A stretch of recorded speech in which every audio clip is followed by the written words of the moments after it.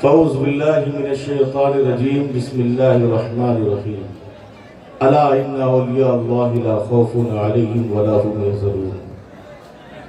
आइए हम और आप अक़ीदत व मोहब्बत के साथ दरूद पाक पढ़ें। अल्लाहुम्मा सल्लि अला सय्यदना व शफ़ीअना हबीबना व मौलाना मुहम्मदिन मअदिनिल जूद वल करम। सलातो व सलामुन अलैका या रसूलल्लाह सल्लल्लाहु तआला अलैहि वसल्लम। बकार खैश हैरानम मगसनी या रसूलल्लाह, परेशानम परेशानम मगसनी या रसूलल्लाह। तनम फरसूदा जा पारा जा रिजरा या रसूलल्लाह। चूं सुए मन गुजार आरी मने मिस्कीन नादारी। फिदाए नक्शे नालाइनियत गुनम जा या रसूलल्लाह सल्लल्लाहु तआला अलैहि वसल्लम। ये वो नात है जिसे हजरत अब्दुल रहमान जामी ने लिखा है। जो लोग मोबाइल पे गाना सुनते हैं, मेरी गुजारिश है कि इस नात को अपने मोबाइल से याद कर लीजिए। हिंदी, इंग्लिश, बंगला में भी ये नात है और इसे अपने घर में रोज़ाना मामूल बनाइए कि इसे पढ़ा करें। मेरे मुस्तफ़ा जाने रहमत ने कहा है कि इस नात को पढ़ने वालों को दो बरकतें हासिल है, या तो वो मदीना शरीफ देखेगा या तो मेरी ज़ियारत करेगा। इस नात को हमेशा पढ़ा कीजिए। गाना सुनने में अपने वक्त को बर्बाद ना कीजिए।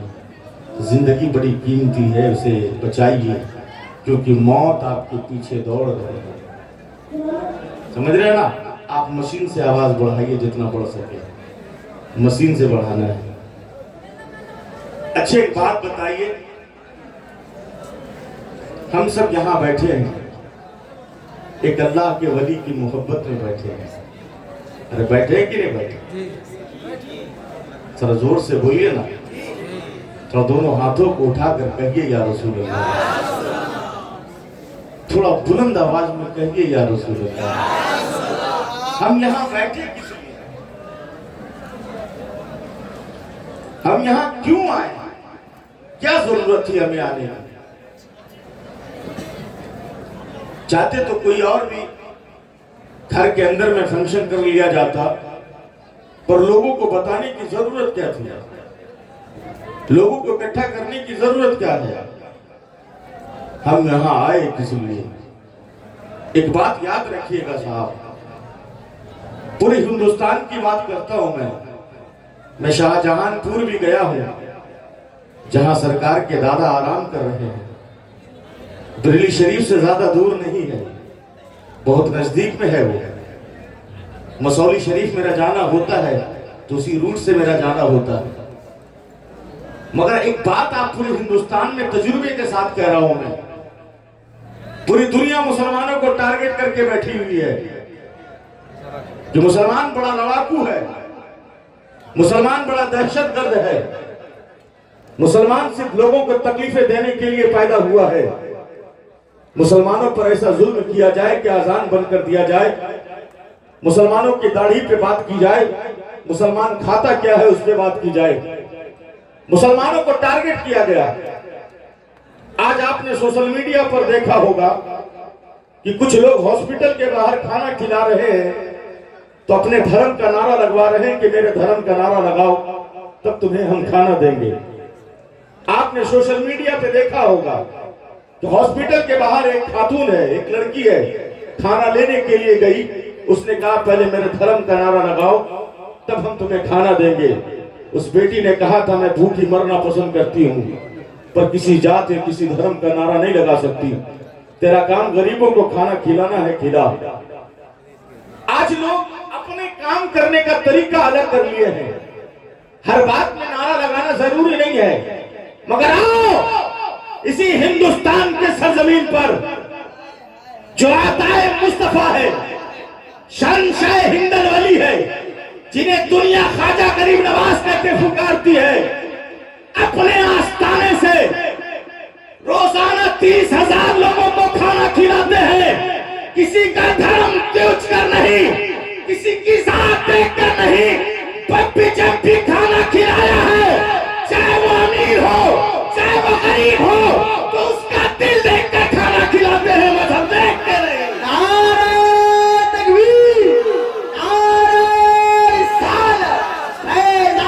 गरीब नवाज ख्वाजा का हिंदू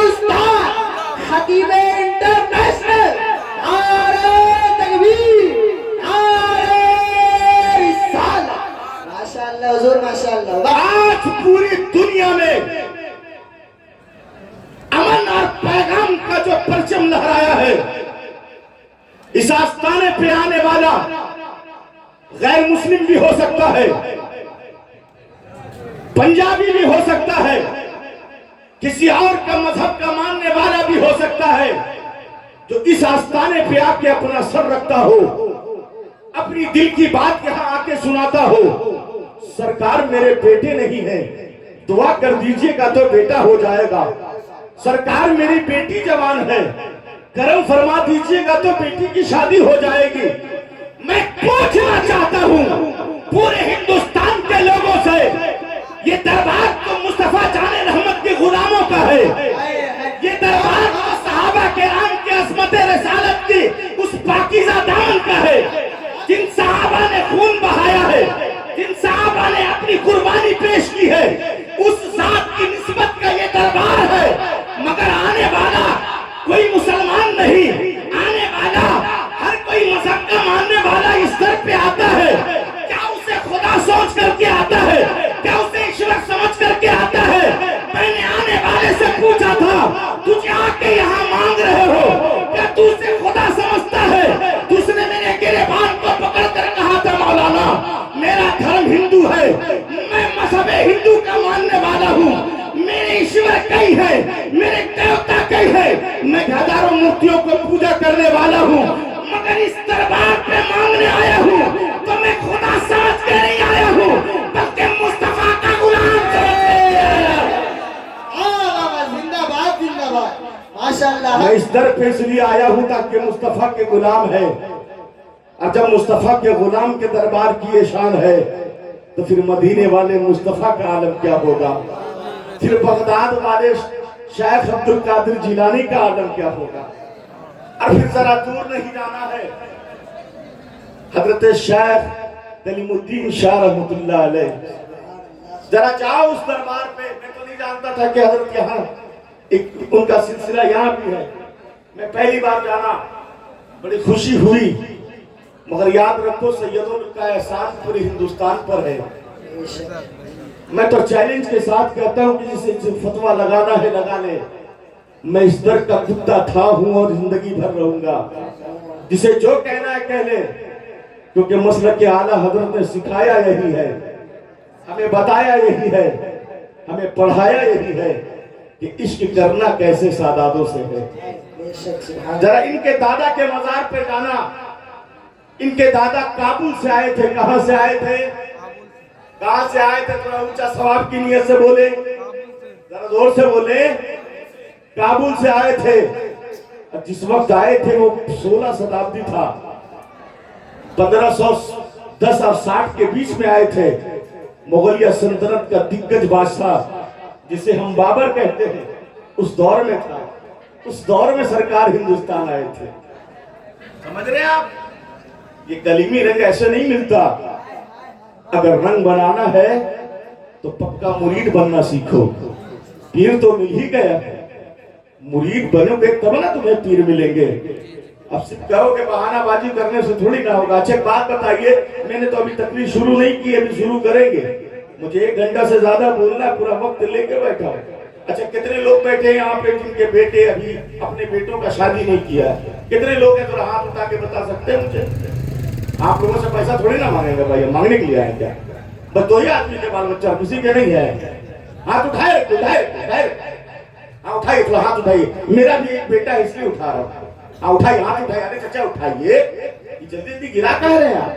वो गड़बड़ है क्या? उठाए रखिए, उठाइए आप। अच्छे इतने जितने बाप बैठे हैं, इतनों के बेटों की शादी नहीं हुई है। बोलिए हुई कि नहीं हुई है? जोर से बोलिए। आज यहां आप बैठे हैं, जब कलीमी सरकार को आना है, ये दरबार जिन्नत अली शाह रहमतुल्लाह अलैह का, तो आप जरा वादा करके बोलिए कि क्या किसी गरीब बाप की बेटी से आप दहेज लीजिएगा? जरा बुलंद आवाज से बोलिए, खड़े होकर के बोलिए, क्या अपने बेटों का लेंगे आप? खुदा की कसम, इन आलिमों को आप इन आलिम किराम को अपना गवाह बनाइए। 2 खड़े हो गए, खड़े हो जाएंगे, खड़े हो जाइए चाचा, खड़े हो जाइए, 2 खड़े हो गए। कोई एक और नहीं है जो कहे मौलाना मैं मजलूम बेटी के बाप के सीने पर बैठकर उसके पैसे को नहीं लेंगे। अल्लाह ने हमारा बेटा दिया है, आप दुआ कर दीजिए उसकी लंबी उम्र के लिए। हम मेहनत करेंगे और बेटी नेक लेकर के आएंगे ताकि उसके बदन से जो बच्चा पैदा होगा वो सलाहुद्दीन अय्यूबी तो नहीं होगा मगर गुलाम सलाहुद्दीन अय्यूबी पैदा होगा।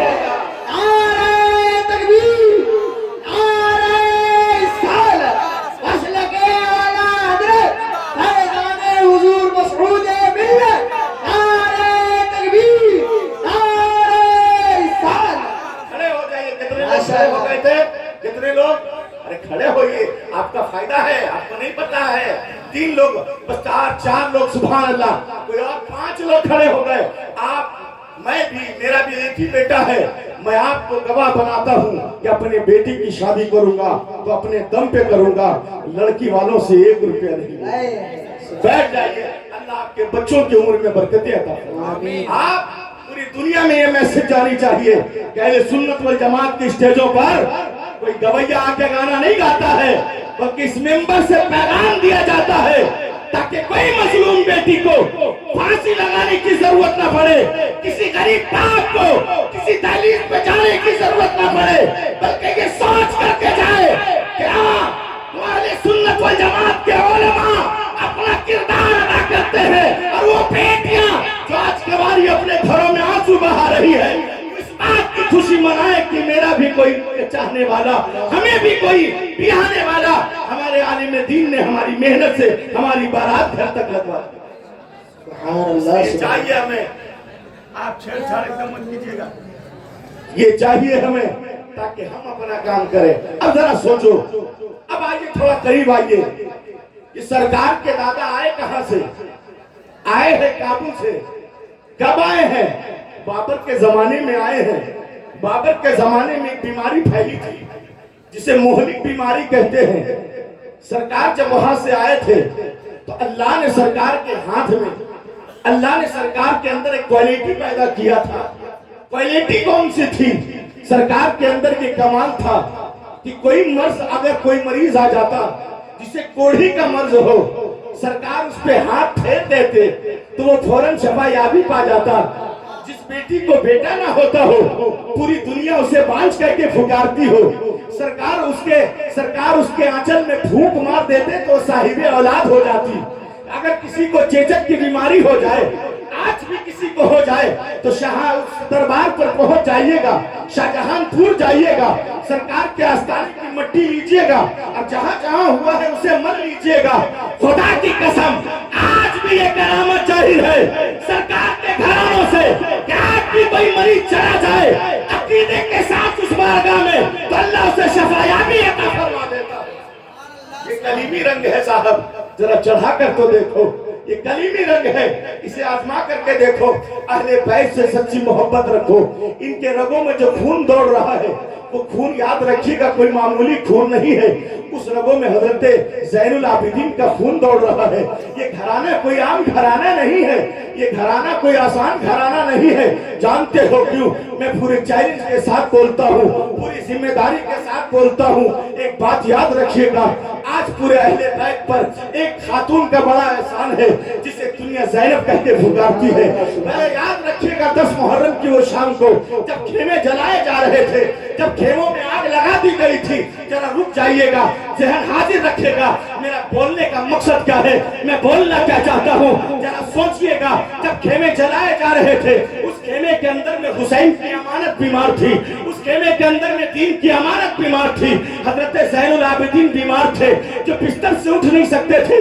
यजीदी कुत्तों ने जब आग लगा दी थी, हजरत ज़ैनब कभी अंदर जाती थी, कभी बाहर आती थी, फिर अंदर जाती थी, फिर बाहर आती थी। एक यजीदी कुत्तों ने कहा था, ऐ खातून आग के करीब मत जाना, अगर इस आग के करीब तू चली गई तो तुझे ये आग जला देगी।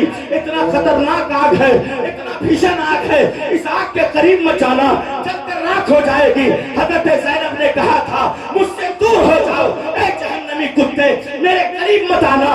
मगर अंदर तुझे मालूम नहीं है हुसैन की अमानत बीमार है, तुझे पता नहीं है दीन की अमानत बीमार है। हजरत ज़ैनब उस आग के अंदर में गई थी और जाने के बाद हजरत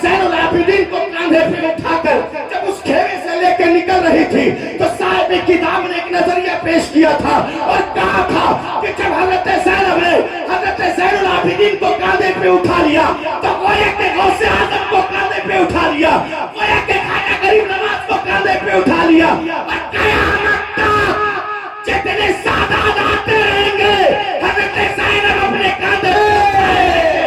नारे तकबीर, नारे रिसालत, जिक्र शहदाए करबला, जिक्र शहदाए करबला, इमाम आज़म, नारे तकबीर, नारे रिसालत।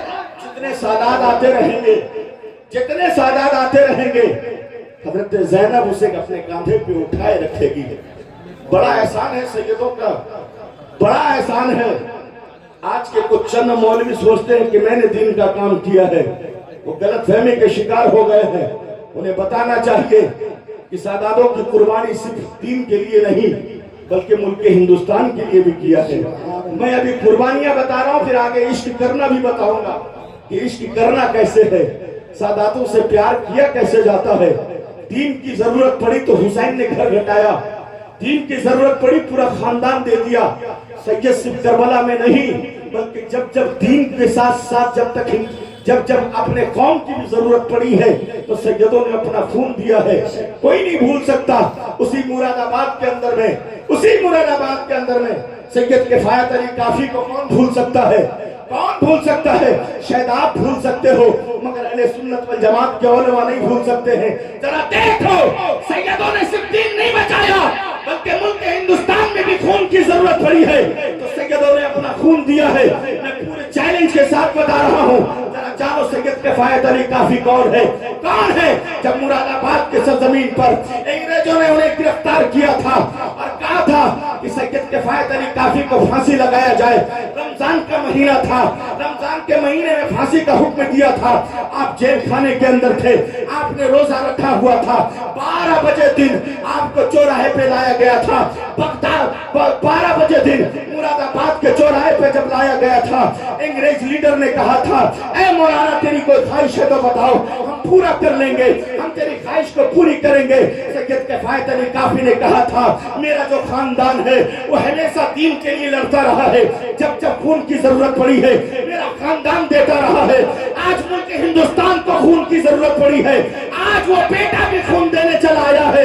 मेरे जद्दे अमजद को जरूरत पड़ी थी, करबला में खून मेरे दादा ने दिया था, आज हिंदुस्तान को खून की जरूरत पड़ी है, आज उसका बेटा खून देगा।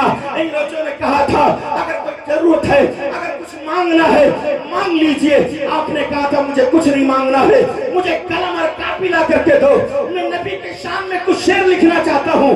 12 बजे दिन में रमजान का महीना है, रोजा रखे हुए हैं, जब किफायत अली काफी को चौराहे पे खड़ा किया गया था, आपने कलम उठाकर कहा था ना कोई गुल बाकी रहेगा, ना चमन रह जाएगा, पर रसूल अल्लाह का दीन हसन रह जाएगा। जिंदाबाद। सैयद किफायत अली काफी है, आप सूली पे चढ़ गए थे, आपने कहा था हम सफीरों बाग में ये जहाना क्या है, बुलबुले उड़ जाएंगे सूना चमन रह जाएगा। जानते हो सैयद ने हर दौर पर अपना कुर्बानी पेश की है। इस सैयदों का बड़ा एहसान है हम पर, और मुल्क हिंदुस्तान में इसलिए ज्यादा एहसान है कि गौसे आजम का करम है। गौसे आजम ने अपने बेटे को ना भेजा होता तो आज हमें सैयद घराना नहीं मिलता, आज हमारे सरों पर हाथ रखने वाला कोई नहीं मिलता, आज हमें दुआएं कौन देता, आज हमें प्यार से नवाजता कौन, आज हमारे गुनाहों के लिए आंसू कौन बहाता। इसलिए याद रखिएगा, सैयदों से प्यार कीजिएगा। जब प्यार करना है तो जरा बगदाद आ जाइए, जरा कहिए सुभान अल्लाह तो आगे बढ़ जाओ। सुनेंगे आप 10 मिनट? अरे सुनेंगे कि नहीं? थोड़ी आवाज बढ़ा दीजिए। ऑपरेटर वाले भाई आप कम करके चले गए हैं, थोड़ा आवाज को बढ़ाइए, मुझे ताकत लग रही है, इसलिए थोड़ी आवाज मशीन से बढ़ाना है, मशीन से, और इको वाले से नहीं बढ़ाना है आपको। जरा सुनिए आप, थोड़ा बगदाद आइए, तब आपको पता चलेगा कि इश्क किया कैसा जाता है। उसी बगदाद में एक मोची था जो चप्पलें सिया करता था। जरा बोले ना सुभान अल्लाह, जरा जोर से बोले, थोड़ा मचल कर बोले। उसी बगदाद में वो चप्पल सिया करता था, मोची था ना, और किसी भी मौलवी को देखता ना तो उसके करीब जाता, कहता हजरत दुआ कर दीजिएगा, मदीना जाना चाहता हूं, जरा दुआ कीजिएगा, दिल तो चाहता है कि मदीने में रहूं, मैं बड़ा गरीब हूं ना, मोची हूं ना। और दिल पे हाथ रख के बताएंगे मुर्शिदाबाद के मुसलमानों, अब दिल पे हाथ रख के बताना, हम 200 रुपए 300 रुपए 400 रुपए कमाने वाले लोग हैं, मगर जब मदीने की बात आ जाती है तो हमारा हौसला हमारे दिल से निकल जाता है।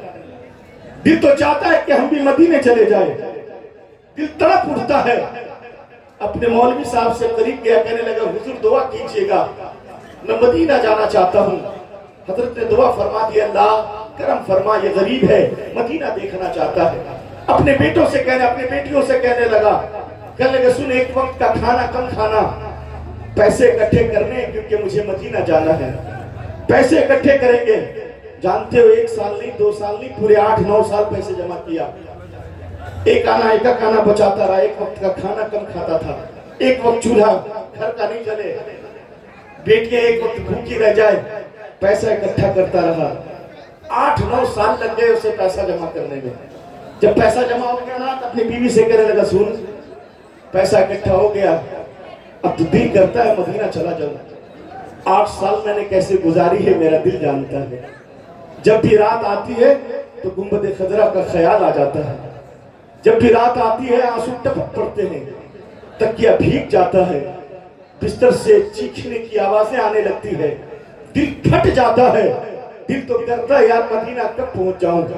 साहिबो जब बात मदीने की आ जाए तो लोग अपने पैसे को पैसा नहीं समझते हैं। दिल करता है यार कब मदीना आए कि हम मदीना पहुंच जाएं। कहने लगे 9 साल मैंने पैसे इकट्ठा किए हैं, अब दिल करता है मदीना चला जाऊं। कहने लगे काजी शहर के पास चले जाओ, कलम बंद करके आओ, कागजी कलम करवा करके आओ। जल्दी से गया, काजी शहर के पास गया, जो थैली का पैसा था उसके सामने रखा, कहा इसे गिन लीजिए। कहा हाँ मैंने गिन लिया है, तेरे राहे जात जो रास्ते का खर्च है उसमें तेरा वो पैसा मौजूद है, मैंने कागज और कलम की तैयारी कर दी है। फला तारीख को तुझे मदीना के लिए निकलना है, फला तारीख को तुझे मदीना के लिए जाना है, तू तैयार हो जा। कहने लगे अच्छा ठीक है, कितने दिन बाद जाना है? कहा आज से 15 दिन के बाद तुझे एक काफिला बगदाद का जा रहा है, उसी काफिला वालों के साथ तुझे मदीना जाना है। ऐ मुर्शिदाबाद के लोगों जरा समझो मदीने से इश्क करना कैसे है, जरा जानो आले रसूल से इश्क किया कैसे जाता है, सैयदों से प्यार करना कैसे है, प्यार करने से क्या मिलता है, जरा दिल लगाकर सुनना आपको मजा आ जाएगा। कहने लगे चलो ठीक है, 15 दिन के बाद जाना है। बाजार से कपड़े खरीदे, बाजार से आराम का कपड़ा खरीदा, बाजार से सामान खरीदा, खरीद के अपने घर आया। बीवी बोल पड़ी लोग जाते हैं मदीना तो मोहल्ले वालों को खाना खिलाते हैं, लोग जाते हैं मदीना तो मोहल्ले वालों को इकट्ठा करते हैं। हम गरीब हैं, हम पूरे बगदाद के लोगों को खाना नहीं खिला सकते, हम बड़े गरीब हैं, बगदाद के लोगों को खाना नहीं खिला सकते, मगर अल्लाह ने इतनी तो दी है, इतनी गुर्बत तो है, मगर कुछ लोगों को खाना तो खिला सकते हैं। जरा चाहिए कुछ लोगों को दावत दे दीजिए। अगर पूरे बगदाद के गली को ना खिला सके तो कम से कम 2-4 गली के लोगों को खाना खिला देंगे। इस बात के लिए मेरे घर में वो बगदाद का मोची कहने लगा मेरे गरीब का घर हूँ, ये टूटी हुई झोपड़ी है, लोग आएंगे। कहने लगे जरा दावत तो दीजिए, आप मदीना जा रहे हैं, लोगों को खबर तो पहुंचाइए, लोग आएंगे, जो हो सकेगा खिलाएंगे। कोई जरूरी नहीं है कि बड़े भयंकर खाना खिलाया जाए, कोई जरूरी नहीं है आलीशान दस्तरखान बिछाया जाए, जो इस गरीब से हो सकेगा हम खाना खिलाएंगे। कहते बगदाद का मोची घर से निकला, लोगों को दावत देने लगा, दरवाजा ठकठकाया, अंदर से आवाज आई कौन है? कहा मैं बगदाद का मोची हूँ, मैं मदीना जा रहा हूँ, तेरे घर की एक आदमी की दावत है, मेरे घर फला तारीख को आना, आकर के खाना खा लेना। कहने लगे ठीक है, उसने चंद लोगों को दावत दी है, घर वापस आया है। बीवी ने कहा, बीवी बोल पड़ी अरे बगदाद के उस गली में एक माँ रहती है, एक बूढ़ी औरत है जिसकी 4 बेटियां हैं, चचा का इंतकाल हो गया है, बड़ी मुखलिस इंसान था, उसके घर भी दावत दे आइएगा। कहने लगे अब तो रात हो गई है, सुबह उठेंगे उसके घर जाकर के दे आएंगे। कहने लगे उस मोची वो सुबह उठा है, नहाया है, अब निकला है, बगदाद की एक गली से दूसरी गली, दूसरी गली से तीसरी गली पहुंचा है, उस बुढ़िया के घर पहुंचा, दरवाजे पे दस्तक लगाई है, बुढ़िया ने दरवाजा खोल दिया है। कहने लगे क्या बात है? है बेटा? कहने लगे मैं बगदाद का मोची हूँ, मैं चप्पलें सीने वाला हूँ, मैंने कई रोज पैसे बचाए हैं, मैंने कई साल पैसे इकट्ठा किए हैं, मेरा मदीने जाने का दिल था, अल्लाह ने उसे पूरा कर दिया है। अम्मा मैं आपको दावत देने आया हूँ, एक आदमी की दावत है। उस बुढ़िया ने कहा था सुनो, मेरी 4 बेटियां हैं जो बड़ी है, मेरी 4 बेटियां हैं जो बालिग हो चुकी है, किसी दरवाजे पे नहीं जा सकती है। गरीब की बेटी जो होती है घर की इज्जत होती है, गरीब की बेटी जो होती है घर की पैकर होती है, गरीब की बेटी जो होती है घर की जीनत होती है। कहने लगे चचा का इंतकाल हो गया है, मैं तेरे घर जाऊंगी, मैं खाना तो नहीं खा सकती हूँ, मुझे थोड़ा सा खाना दे देना, मैं अपने घर लेकर के आ जाऊंगी। इतनी बातें वो कर ही रहा था कि अंदर से खाने की खुशबू आने लगी। उस मोची ने कहा था अम्मा तेरे घर जो गोश्त बन रहा है बड़ी प्यारा गोश्त है, इसकी खुशबू में बड़ी लज्जत है, मैं पूरे बगदाद में आज तक ऐसे लज्जत वाली महक नहीं सुनी है, मगर अम्मा जो तेरे किचन खाने से, तेरे बावर्ची खाने से जो महक आ रही है बड़ी शानदार महक है। अम्मा तू गोश्त बना रही है, मुझे एक पीस देगी, मेरा दिल करता है कि मैं एक पीस खा लूं। जब ये जुमला उस मोची ने कहा था तो अम्मा ने तड़प कर कहा था ए मेरे बेटे सुनो, जो गोश्त बन रहा है, जो गोश्त मैं पका रही हूँ मेरे लिए तो हलाल है, तेरे लिए हराम है। जब ये जुमला कहा तो वो मोची तड़प गया, कहने लगे अम्मा मैं भी मुसलमान हूँ, तू भी मुसलमान है, जो मेरे लिए हलाल है वो तेरे लिए हलाल है, जो मेरे लिए हराम है वो तेरे लिए। ये कौन सा मसला है अम्मा कि मेरे लिए हराम है तेरे लिए हलाल है? कहने लगे जरा सुनो, मैं फातिमा के घर की बेटी, मैं सैयदजादी हूँ, मेरी बेटियां बड़ी है, मैं किसी के दरवाजे पे मांगने नहीं जा सकती, अपनी गरीब पे अपनी गरीब गुर्बत की चादर में अपनी बेटियों को समेट कर रखती हूँ, हम किसी से सदका खैरात नहीं ले सकते। चचा का इंतकाल हो गया है, पैसे खत्म हो गए हैं, मैं बगदाद के बाजार में घूमती रही कि शायद कोई मुझे कुछ देगा, मगर किसी ने कुछ ना दिया। मैं किसी के दरवाजे पे मांग ना सकी क्योंकि मेरे रगों में जो खून दौड़ रहा है वो किसी और का नहीं बल्कि ताहिरा, शाकिरा, आबिदा हजरत फातिमातुज़ ज़हरा का खून है। मैं आले रसूल हूँ, मैं किसके दरवाजे पे मांगने नहीं जा सकती। जब ये जुमला सुना मोची तो तड़प गया, कहने लगा अम्मा खबरदार ये गोश्त न खाना। कहने लगी ये गोश्त तू कहाँ से लेकर के आई है? कहने लगी मैं तेरे घर में 1 हफ्ते से चूल्हा नहीं जला। मेरी छोटी बेटी ने आकर कहा था अम्मा एक हफ्ते हो चुके हैं, 1 हफ्ते से घर में खाना नहीं बना है, 1 हफ्ते से पानी पे गुजारा कर रहे हैं। अब भूख की शिद्दत ने ऐसी तड़पाई है, अब भूख ने ऐसा मुझे मारने पर आमादा कर दिया है। अम्मा अब लगता है कि मैं मर जाऊंगी, अगर माँ मुझे खाना नहीं दे सकती है तो मुझे जहर ला के दे दे। कहती मैं माँ हूँ, अपनी बेटी की बात को बर्दाश्त न कर सकी, मैं तड़प गई। मैं बगदाद के गलियों में घूमने लगी कि कहीं से कुछ मिल जाएगा तो अपनी बेटियों को खिलाऊंगी। सामने एक मरा हुआ जानवर था, मैंने उसके गोश्त के टुकड़े काटे हैं, अपने घर लेकर के आए हैं। मुस्तफा जाने रहमत का फरमान है जब जान पे लान पड़े तो फिर तेरे लिए हराम चीज हलाल है। अगर जान बचाने की बात आ जाए तो हराम चीज खाकर अपनी जिंदगी बचा सकती है। बस वो गोश्त पका रही थी ताकि मेरी बेटियां खा के जिंदगी बचा ले। ये जुमले कह करके वो अम्मा रोने लगी। जानते हो वो मोची तड़प कर कहने लगा अम्मा जरा सुनो, इस खाने को ना पकाना, ठहर जा मैं आ रहा हूँ। दौड़ा दौड़ा अपना घर आया और आकर के कहने लगा ऐ मेरी शरीके हयात, ऐ मेरी बीवी, मेरा एहराम का कपड़ा कहाँ है, मेरा खाना कहाँ है जो राह सफर के लिए रखा है, वो बोरा कहाँ है जिसमें मैंने सामान रखा है, जरा जल्दी उसे बाहर निकालो। उसने लिया है, बाजार के बगदाद के बाजार में गया है, सामान दुकानदार के पास पहुंचा है, दुकानदार से कहा सारे सामान को वापस ले लो, ये एहराम का कपड़ा है इसे वापस ले लो, इसके बदले में जो पैसे दिए हैं वापस दे दो। कहने लगे क्या तू नहीं जाएगा मदीना?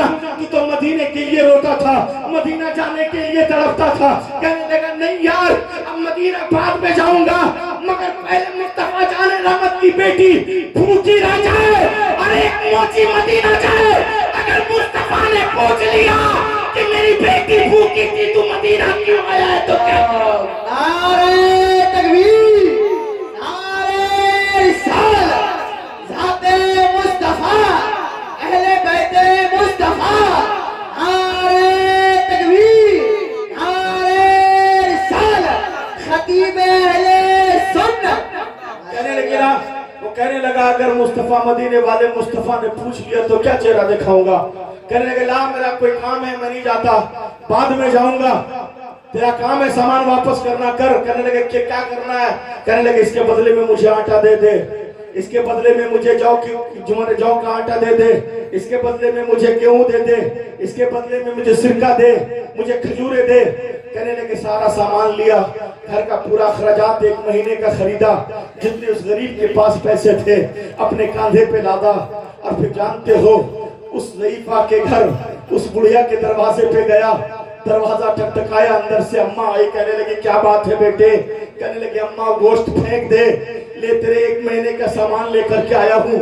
अम्मा ये पैसे हैं, इसे तू रख ले, मैं गरीब आदमी हूँ अम्मा, मैं तो बगदाद के चौराहे पे चप्पल सीने वाले एक मोची हूँ।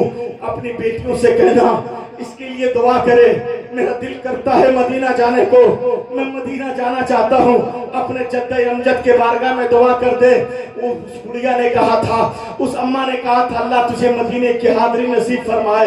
ये कह करके वहां से निकला। अब वो निकला है, टूटी हुई चप्पल है, निगाहें नीचे किया हुआ है, काफिला वाले के तरफ सोचता है, दिल फटा जाता है कि लोगों को मैंने दावत दी है, अब दरवाजे पे लोग आएंगे, मेरी इज्जत का मजाक उड़ाएंगे। घर आने के बाद उसकी बीवी ने कहा था तुम सामान लेकर के कहाँ गए। कहने लगे तू नहीं समझेगी, अब लोगों को मुझे जाकर मना करना होगा, मैंने प्रोग्राम कैंसिल कर दिया है, अब मैं इस साल मदीना नहीं जा सकता हूँ। कहते इस साल मैं हज के सफर पे नहीं जा सकूंगा। अब लोगों के दरवाजे पे गया है, दरवाजा ठकठका के कहने लगा माफ कीजिएगा मैं इस साल मदीना नहीं जा सकता है, मैंने हज कैंसिल कर दी है। सारे बगदाद के गलियों के लोगों ने कहा था बड़ा खतरनाक मोची है, बड़ा बेवफा मोची है, बड़ा मक्कार मोची है, बड़ा जालिम मोची है, लोगों को गुमराह करने वाला है, झूठी खबर फैलाने वाला है, बड़ा बेगैरत मोची है। इसने झूठी खबर फैलाई थी अपना नाम कमाने के लिए, अब लोग उसके मजाक बना कर रख दिए। जिस गली से वो गुजरता था लोग उसे ताना दिया करते थे, बड़ा बेगैरत मोची है। मदरसे में बच्चा पढ़ता था, मदरसे से बच्चे को निकाल दिया गया, उस्ताद ने कहा था बड़ा बेगैरत मोची का बेटा है, जब बाप झूठा है तो बेटा भी झूठा ही होगा, जब मदरसे से निकल जा। कहते बच्चों को स्कूल से निकाल दिया गया। जिस चौराहे पे चप्पलें सीता था लोग उससे चप्पलें नहीं सिलाते थे, लोग कहते थे इसे चप्पलें ना सिलाना, ये बड़ा झूठा मोची है, ये बड़ा फरेब मोची है, लोगों को फरेब में डालता है। कहने लगा घर से बाहर नहीं निकलता था, जब निकले तो लोग ताना देते थे। मगर उसी साल हज करने के लिए लाखों के तादाद में जब मक्का लोग पहुंचे थे, और ये चिश्त के निगाहबान और ये चिश्त के निगरां कुतुबुद्दीन बख्तियार काकी उसी साल हज करने गए थे।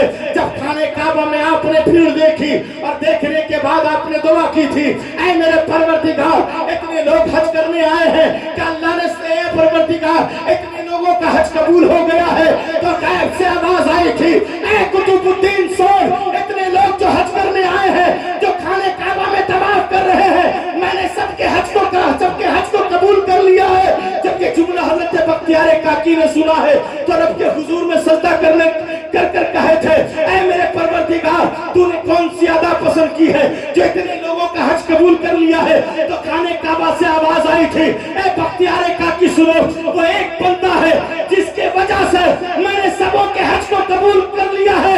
हजरत बख्तियार काकी ने कहा था ऐ मेरे परवरदिगार वो बंदा कौन है, मैं मिलना चाहता हूँ, वो नेक कौन है, मैं उसे देखना चाहता हूँ, बड़ा आबिद होगा, बड़ा नमाजी होगा, बड़ा नेक होगा। तो गैब से आवाज आई थी ऐ कुतुबुद्दीन वो हज करने नहीं आया है, बगदाद में रहता है, मगर उसके खातिर मैंने सारे लोगों का हज कबूल। माशाअल्लाह, वाह वाह वाह, जिंदाबाद हुजूर। जब ये जुमला सुना ना, जब ये जुमला हजरत बख्तियार काकी ने सुना ना तो तड़प कर रोए, जल्दी जल्दी हज खत्म किया। अब सरे अस्मान आना था उनको अपने शहर। कहते बगदाद के चौराहे पे जैसे पहुंचे ना, तो जब बगदाद के चौराहे पे पहुंचे लोगों ने कहा हुजूर जरा जल्दी चलिए, माँ बढ़िया इंतजार कर रही है, बाप इंतजार कर रहे हैं।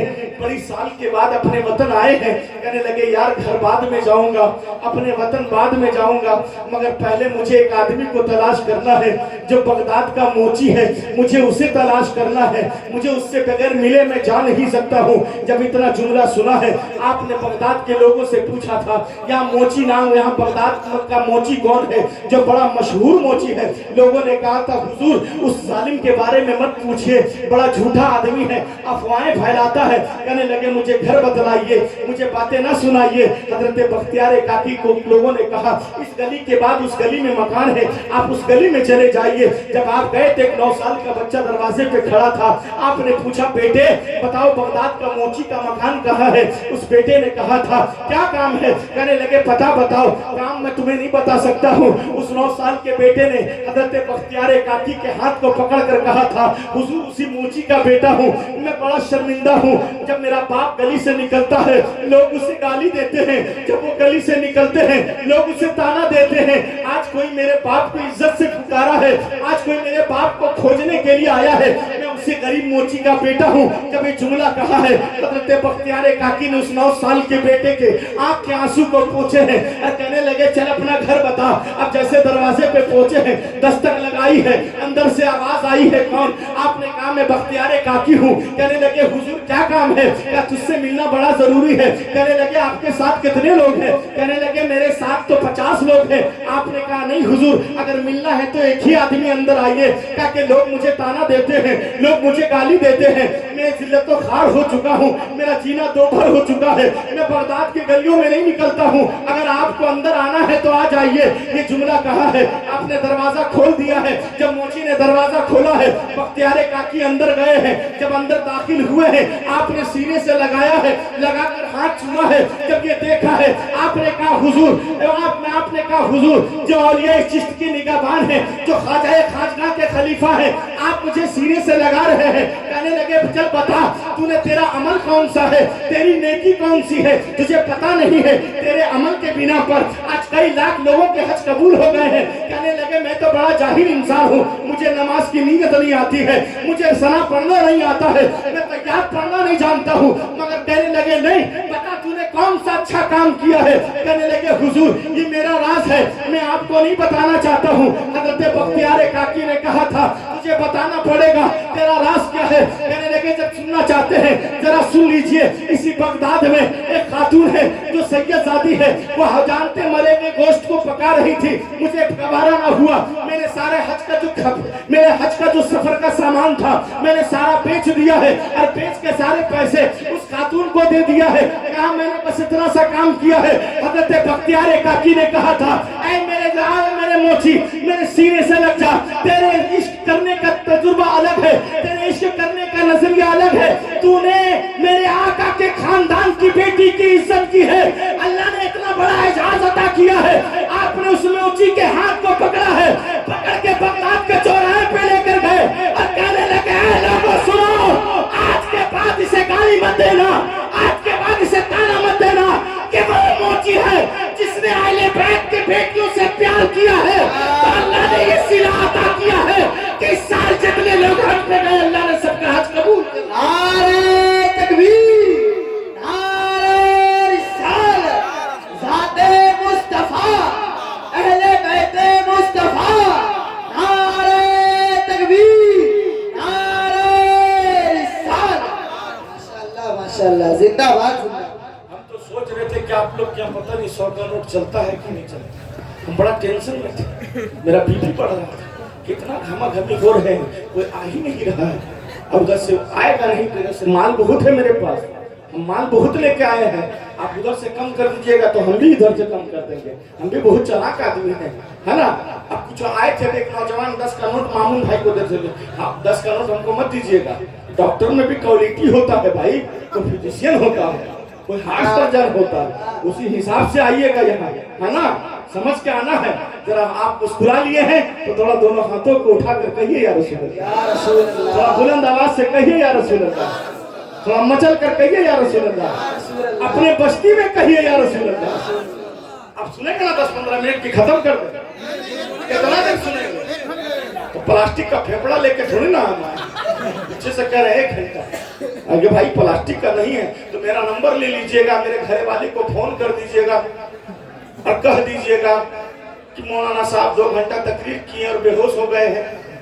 अब ये मुर्शिदाबाद, ये मधुपुर नहीं, अब मुर्शिदाबाद हॉस्पिटल जाएंगे। अब पता नहीं इनको होश आएगा कि नहीं आएगा। अगर आपको 2 घंटा सुनना है तो एक वादा करना पड़ेगा, तब सुनाएंगे। जरा मचल कर कहिए सुभान अल्लाह। वादा पक्का होना चाहिए, ताकि यहाँ पे याद रखिएगा, अली के बेटे को गवाही बना लीजिए, जिंदगी संवर जाएगी। अली के बेटे को अपना मुकद्दर बना लीजिए, जिंदगी संवर जाएगी। और जिसने अली के बेटों को मुकद्दर बना लिया है, इतिहास उठा कर देखो, जरा इतिहास उठा कर देखो। वो नकी अली खान का बेटा अपने वक्त का मुजद्दिद इमाम अहमद रजा बन गया है। जरा अहमद रजा कौन है ये भी समझ लो। जरा जानो मसलक के आला हजरत क्या है और इश्क करने का तरीका क्या है।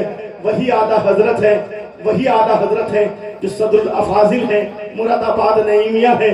सरकार दर्स में देख के कुछ लिख रहे हैं, सरकार मुरादाबाद नईमी आए हैं, आप सैयद थे, जैसे आप अंदर गए हैं आला हजरत खड़े हो गए हैं। आप कहने लगे हुजूर आप मेरे उस्ताद हैं, आप बैठ जाइए, मैं सैयद जरूर हूँ मगर मैं आपका शागिर्द हूँ, बैठ जाइए। आला हजरत ने एक जुमला दिया था, जुमला बड़ा प्यारा था, इसे दिल पे लिख लीजिएगा। तब आला हजरत ने जुमला दिया था, आपने कहा था नईमुद्दीन सुनो, मैं घर से हदीस पढ़ा रहा हूँ तो मैं नबी पाक का गुलाम बनकर, और जब मैं खड़ा हो गया हूँ तो एक आले रसूल का गुलाम बनकर, और दोनों गुलामी जब मुझे मिली है तब मैंने ये कहा है, तब मैंने ये कहा था, कोई क्यों पूछे तेरी बात रजा, तुझसे कुत्ते 1000 फिरते हैं। तो जब ये जुमला आला हजरत ने मदीने में कहा ना, तो फिर आपने कहा तो तेरे नस्ले पाक में है बच्चा बच्चा नूर का, तू है आईने नूर, तेरा सब खड़ा। आला हजरत ने हमें प्यार करने का तरीका बताया है, इश्क करना कैसे है। जरा आओ शहर बलक के रहने वाली 2 बेटियां सैयदजादी आई, कहाँ आई? शहर ईरान पहुंची। वहां एक चौधरी पैसे वाला मुसलमान, आज कुछ लोग भी मुसलमान हैं पर नाम के मुसलमान हैं, अरे है कि नहीं है? सिर्फ जुम्मा वाला मुसलमान है, जुम्मा का दिन होगा, अरे बाप 11 बजेगा टोपी खोजेगा, 11 बजेगा लोटा खोजेगा, पतना कहाँ है और नहीं मिलेगा तो फिर टीवी की तरफ देखेगा, कहेगा आज मार के फाड़ देंगे, कल नमाज पे काट दो, इसके बाद तुमको जुम्मा दिन आप ये ऐसा मुसलमान है। हाँ, अब फ्री फायर अगर खेलने बोल दीजिए मेरा नौजवान लोग को, अरे बाप रे बाप तबाह किया, ये तो बर्बाद कर दिया को, बाप रे बाप। आधी रात को हजरत, आधी रात को 12 बजे तक टुकुर टुकुर जागा रहेगा, मैंने जो सो रहा है वो भी डर गया कि मैं किसको मारूं, नींद में उठ के बैठ गया। ये लोग किया हुआ है, मगर तुमको पता नहीं है ये गेम क्या है, तुम नहीं जानते हो इस गेम का मतलब क्या है। इस गेम को बनाने वाला कौन है जरा सुन लो। इस गेम को बनाने वाला उस लड़के का नाम 9 साल का लड़का था जिसका नाम पॉप था, ईसाई का बेटा है, उसने गेम को तैयार किया है। और एक मीटिंग बैठाई गई थी इजराइलों के माबाइन, कहने लगा कैसे गेम का इजाद करो जिसे एक दूसरे को मारने वाला गेम हो। दिल पे हाथ रख के बताओ, मजहब इस्लाम ने कभी इजाजत नहीं दी है कि अपने फायदे के लिए किसी का मर्डर कर दो। मजहब इस्लाम में गुनाह है, किसी बेकसूर को मारना गुनाह है, मगर तेरा फ्री फायर गेम में यही बताता है अगर तुझे जिंदा रहना है तो तुझे मारना होगा। ये फ्री फायर का मोटिव है, इस गेम का रचना यही है कि तुझे अपने आप को बचाने के लिए तुझे मारना होगा। मारने वाला तेरा दोस्त भी खेल रहा है, उसमें तेरा भाई भी खेल रहा है। अगर तू बचाना चाहता है तो अपने भाई को मारना पड़ेगा, अगर तुझको बचना है अपने दोस्त को मारना पड़ेगा। तो उसको तुम किल कहते हो, इंग्लिश की जबान में उसे किल कहा जाता है। बड़ी शान से कहते हो मैं जीत गया, 4 लोगों को मारा है, मेरा रैंक बढ़ गया है। मगर जानो इजराइली हुकूमत ने ये चाल चला था कि मुसलमान के बच्चों से कुरान कैसे छीना जाए, मुसलमान के बच्चों से कलम कैसे ले लिया जाए। वो जानता है कि मजहब इस्लाम का बेटा जब कलम उठा लेता है तो अपने वक्त का मुजद्दिद बन जाता है, अपने वक्त का ऐसा मुजद्दिद बनता है कि शाहजहानपुर में एक आला हजरत बरेली में थे, एक शाहजहानपुर में एक मुजद्दिद था जो कलमी सिलसिला का बुनियाद रखा था। जब मुजद्दिद बन जाता है, जब कलम उठा लेता है तो फिर वक्त के शहंशाहों के तख्ते पलट देता है। जब कलम उठा लेता है तो अपने वक्त का ऐसा मिसाइल तैयार करता है जिसे डॉक्टर एजेपी अब्दुल कलाम बोलते हैं। जब मुसलमान का बच्चा कलम उठा लेता है तो फिर इतिहास लिख देता है। याद रखो, जो तलवार लेकर के आया था हिंदुस्तान में हुकूमत करने के लिए, आज वो इतिहास के पन्ने में रह गया है। लोग उसे बाबर कहते हैं, वो इतिहास के पन्ने में रह गया है। उसे शाहजहां कहते हैं, इतिहास के पन्ने में रह गया है। उसे हुमायूं कहते हैं, मगर जो मुसल्ला तस्वीर लेकर के आया था उसे गरीब नवाज कहते हैं। और कयामत तक गरीब नवाज का नाम लोगों के दिलों से कोई मिटा नहीं। नारे तकबीर, नारे रिसालत, ख्वाजा का हिंदुस्तान, हिंदुस्तान के सुन्नी मुसलमान, नारे तकबीर, नारे रिसालत। माशाअल्लाह माशाअल्लाह। जानता है कि मुसलमान के बच्चों के हाथों से कुरान कैसे लिया जाए, इसे स्कूलों से कैसे दूर करनी है, इसे अपने माँ बाप से कैसे इसके खिलाफ करना है, क्योंकि मुसलमान का बच्चा जानता नहीं है कि तेरे लिए माँ बाप क्या है। तू जिस दिन जान जाएगा कि तेरे लिए माँ बाप क्या है, खुदा की कसम याद रखना, अगर माँ बाप है तो अपने माँ बाप की इज्जत कर। अपने बूढ़े बात याद रखना, जो बूढ़े चचा बैठे ना सामने, ये चचा बैठे ना, इनसे पूछ के इनको गाड़ी खरीदने की जरूरत है, तेरा पूछ कैसे 4 चक्का चाहिए। बाबा बोलेगा नहीं, मैंने जिंदगी में गाड़ियां बहुत देखी। तेरा पूछो इससे कैसे लेलन के कपड़े चाहिए, कहेगा नहीं बेटे मैंने कपड़े बड़ी पहन लिए। तेरा पूछो बंगला चाहिए बाबा, कहेगा नहीं मुझे बंगला नहीं चाहिए। तो जरा पूछो इस बूढ़े बाप से इसे क्या चाहिए, तो हर दुनिया का वो बूढ़ा बाप बोलता है मुझे कुछ नहीं चाहिए, ना मुझे गाड़ी चाहिए, ना मुझे बंगला चाहिए, ना मुझे मकान चाहिए। हाँ मुझे 5 मिनट चाहिए, जब मेरा बेटा शाम को थका हारा काम करके घर आए तो बस मेरे बगल में बैठ के मुस्कुरा दे। हर बूढ़ा बाप यही चाहता है, उसके लिए दुआ करो। सुभान अल्लाह माशाअल्लाह। बूढ़ा बाप यही चाहता है, बूढ़ी माँ यही चाहती है कि बस मेरा बेटा 5 मिनट बैठ जाए। आपको बताऊं ये बूढ़ा बाप रोता है, किसी के सामने आंसू नहीं बहाता साहब, इसलिए नहीं रोता है। ये जानता है कि मैंने अगर रो दिया तो मेरा घर बिखर जाएगा, मेरी बीवी बिखर जाएगी, मेरी माँ बिखर जाएगी, मेरे बच्चे बिखर जाएंगे। ये बूढ़ा बाप रोता कहाँ है, जरा सोचो ना जवानों, रोता कहाँ है। मैं पता बताता हूँ, इसी जुमा वाले दिन में जाना, उस अपनी मस्जिद में चले जाना, किसी बूढ़े बाप के बगल में खड़े हो जाना और जरा देखना उसकी सिसकियों की आवाज, अपने दिल की धड़कन से सुनना। ये बूढ़ा बाप अल्लाह के हुजूर में रोता है, जुमा के दिन रोता है। इसे तहियात पढ़ना नहीं आता है, इसे नमाज पढ़ना नहीं आता है, मगर डरे खुदा में, बारगाह खुदा में डर डर के खड़ा होता है, नियत मान के खड़ा होता है और कहता है मेरे परवरदिगार मैं तो कुछ नहीं जानता हूँ, मगर तूने मुझे बाप बनाया, तेरा एहसान है। मैं तो कुछ नहीं जानता हूँ, तूने मुझे बेटे दिए हैं, तूने मुझे बेटियां दी है, मगर है मेरे परवरदिगार मैंने दुनिया देख ली है, मैं कभी भी दुनिया छोड़ के जा सकता हूँ, कभी भी मौत आ सकती है, मैं पका हुआ फल हो चुका हूँ। ए अल्लाह अब मेरी दुआ है कि मेरे बच्चों के जिंदगी से मुसीबत को निकाल दे, खुशियां डाल दे, ताकि जिंदगी भर वो सलामत रहे। अल्लाह सुभान अल्लाह। ये बूढ़ा बाप वहां रोता है, इसलिए याद रखो, तुझे पता नहीं अंग्रेजों की ये साजिश थी इजराइल की, और इजराइल ने जो जुल्म उठाया है वो छुपा हुआ नहीं है। 20,000 बच्चियां शहीद हुई है, 33,000 नौजवान शहीद हुआ है, 40,000 माएँ शहीद हुई है, 22,000 बाप शहीद हुआ है। जरा चलते चलाते 9 साल की बेटी का जरा सुन लो, जब याद आ गया तो सुना देता हूँ। सोशल मीडिया पे वायरल हुआ था, उसी फलस्तीन की 9 साल की बेटी थी। आज मेरी घर की बेटियां क्रीम लगाती है, मेकअप लगाती है, वो पतला जालीदार कपड़ा पहन करके, सादे सर का बाल खोल करके पार्टियों में जाती हो। ले जाने वाला बेगैरत बाप, ले जाने वाला वो बेगैरत माँ जो जवान बेटी को खुद से तैयार करती है, वो जालीदार कपड़ा पहना करके, लिपस्टिक लगा करके, मेक पाउडर लगा करके उस पार्टी में शादियों में लेकर के जाती है। तुझे पता नहीं है उसमें तेरा चचा बैठा होगा, उसमें मोहल्ले के नौजवान बैठे होंगे, उसमें कितने खानदान के नौजवान बैठे होंगे, तुझे पता नहीं है। जब लोगों की निगाहें पड़ती है, शैतान हवा मारता है, उसकी निगाहों की हवस अपनी आंखों से क्या सोचता है, तुझे बिस्तर पे ले जाने की चाहत रखने लगता है। मगर आज हमारी बेटियों को बर्बाद किसने किया है? आज मेरी कौम की बेटियां जब अपने घरों से निकलती है, स्कूल और कॉलेजों के नाम पर निकलती है, घर पे बुर्का डाल करके निकलती है, मगर कॉलेज जाते जाते बुर्का खोल देती है और किसी गैर के हाथ पकड़ करके कॉलेज और यूनिवर्सिटी के नाम पर अब किसी होटलों में जाकर के मिलती हो। ऐ मेरी बेटियों, याद रखना, झारखंड से तेरा भाई आया है, तुझे पैगाम दे करके जा रहा है। जरा अपनी असमत को समझो, तुझे मालूम नहीं है, जरा 1400 साल पहले का इतिहास उठा कर दे। कोई अपनी बेटियों को जिंदा नहीं रखता था, बेटियों को मार देता था। आज तेरी सरों की दुपट्टे सलामत है, आज तेरी जिंदगी सलामत है। बेटियों, आज तू अगर रहमत बन करके आई है तो किसी दुनियादार की वजह से नहीं, बल्कि अहमद मुख्तार की वजह से। तुझे पता नहीं है बेटियां, अपने गरीब बाप की इज्जत को ना रोंदो, अपने गरीब भाई की गुर्बत को, उसके गुर्बत को चादर ना फाड़ो।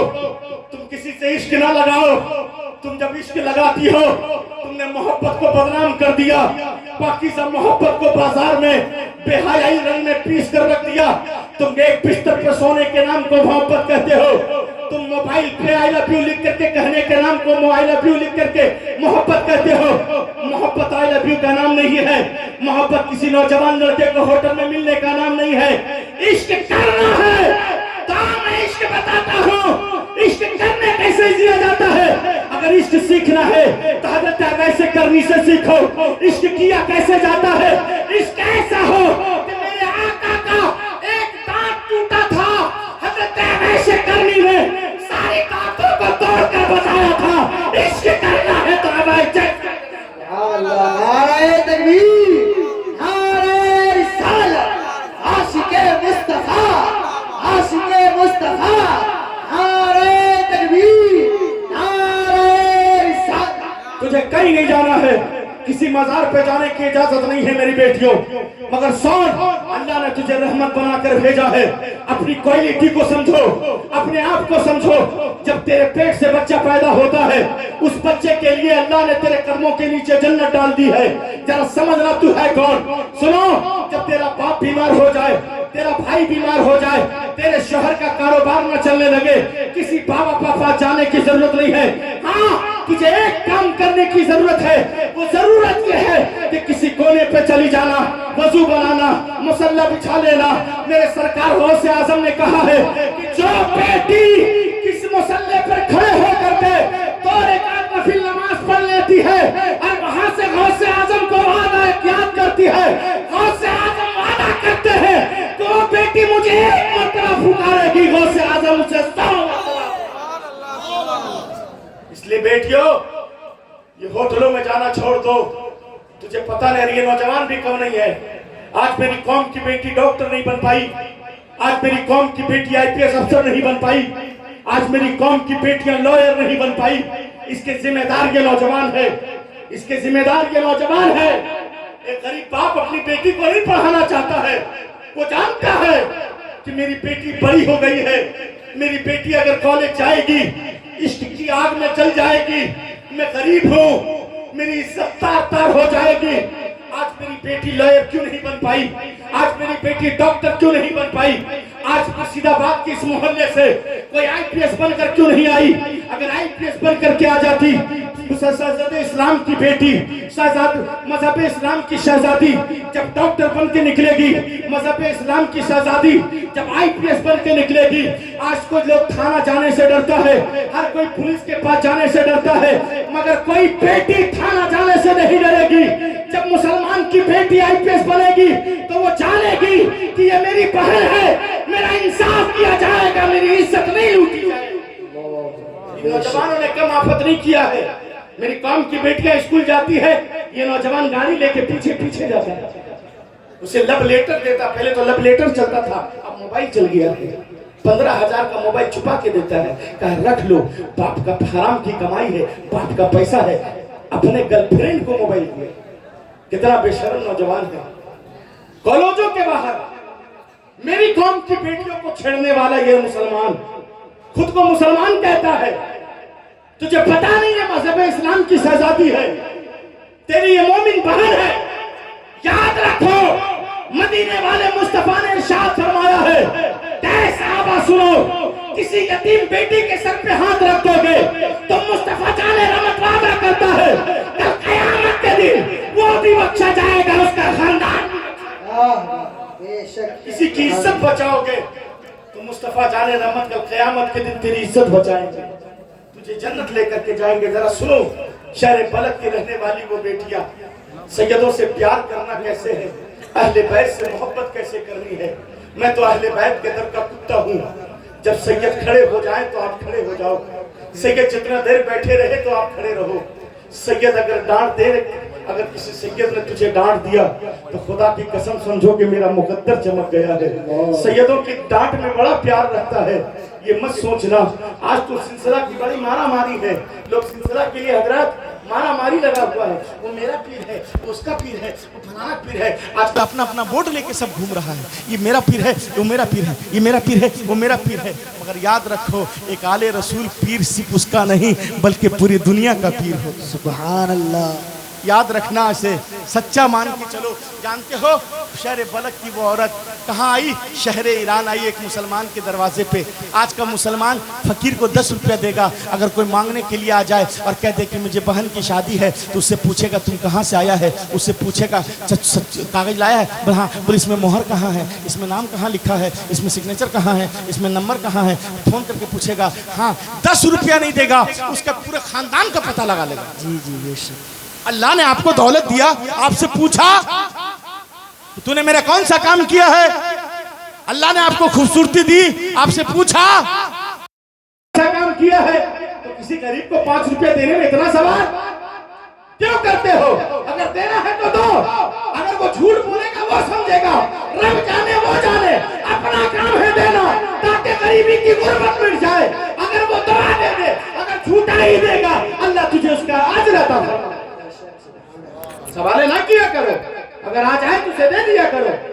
जानते हो, मुसलमान की बेटी, मजहब इस्लाम की शहजादी, अली के घर की बेटी सैयदजादी शहर बलक से आई थी और शहर ईरान के चौधरी के घर दरवाजा पर दस्तक दी। कहने लगे कहत साली पड़ा है, मेरे गांव में एक भूख हड़ताल आ गया है, खेती नहीं हुई है, सारे लोग इधर उधर जा रहे हैं, मेरे पास मेरी 3 बेटियां हैं, मैं लेकर के आई हूँ, मैं किसी से खैरात नहीं मांग सकती, ज़कात नहीं मांग सकती, ऐसा करो ना, मुझे रहने के लिए जगह दे दो। मैं 3 महीने के सफर से आई हूँ, थक गई हूँ, मुझे कुछ खाने के लिए दे दीजिए, मेरे पास पैसे नहीं है। कहने लगे क्यों नहीं, ज़कात और खैरात क्यों नहीं ले सकती? कहने लगे मैं सैयदजादी हूँ, मैं अली के घर की बेटी हूँ। कहने लगे सजरा है तेरे पास, तो सर्टिफिकेट है तेरे पास? उसके आंख में आंसू आ गया, रो पड़ी। कहने लगी मेरे पास सजरा तो नहीं है, मेरे पास तो सर्टिफिकेट तो नहीं है, पर हाँ मैं जानती हूँ कि मैं अली के घर की बेटी हूँ, मेरे पास इसके अलावा और कोई सच नहीं, मेरा रब जानता है कि मैं सैयदजादी हूँ। जब ये जुमला कहा ना, कहने लगे नहीं, सर्टिफिकेट है तो दिखाओ, वहां चलते बनो। कहते वो आगे बढ़ी ना, तो सामने मेवे की दुकान थी जहाँ अखरोट बिकता था, बादाम बिकता था, मगर बेचने वाला यहूदी था। जरा बोलो ना सुभान अल्लाह, मचल कर बोलो, अपने बस्ती में बोलो, जरा मस्ती में बोलो, थोड़ा ऊंचा बोलो, दोनों हाथों को उठाकर कहो या रसूल अल्लाह। जागे हुए हैं आप लोग, मजा आ रहा है? कितने लोग सुनना चाहते हैं? तो फ्री पॉकेट में आपने हाथी बांध दे, है ना? दोनों हाथ हम भी सुनेंगे, लेना ना देना कुछ नहीं। एक साहब थे, 100 रुपया दिए थे, मेरे हाथ में बुला रहा, कहा मेरा साथी भेजो वरना हम यहाँ से निकल जाएंगे। चलिए आपकी मोहब्बत है, आपने मुस्कुरा दिया, मेरा काम बन गया। मुस्कुराना नबी पाक की सुन्नत है। जरा सुनो आप। कहने लगे किराने के वो मेवा बेचने वाला यहूदी उसके दरवाजे पे खड़ी हो गई। वो गौर से देख रहा था, करीब आया, कहने लगे बेटे कहाँ की रहने वाली हो? कहने लगे बलक का रहने वाली हूँ मैं।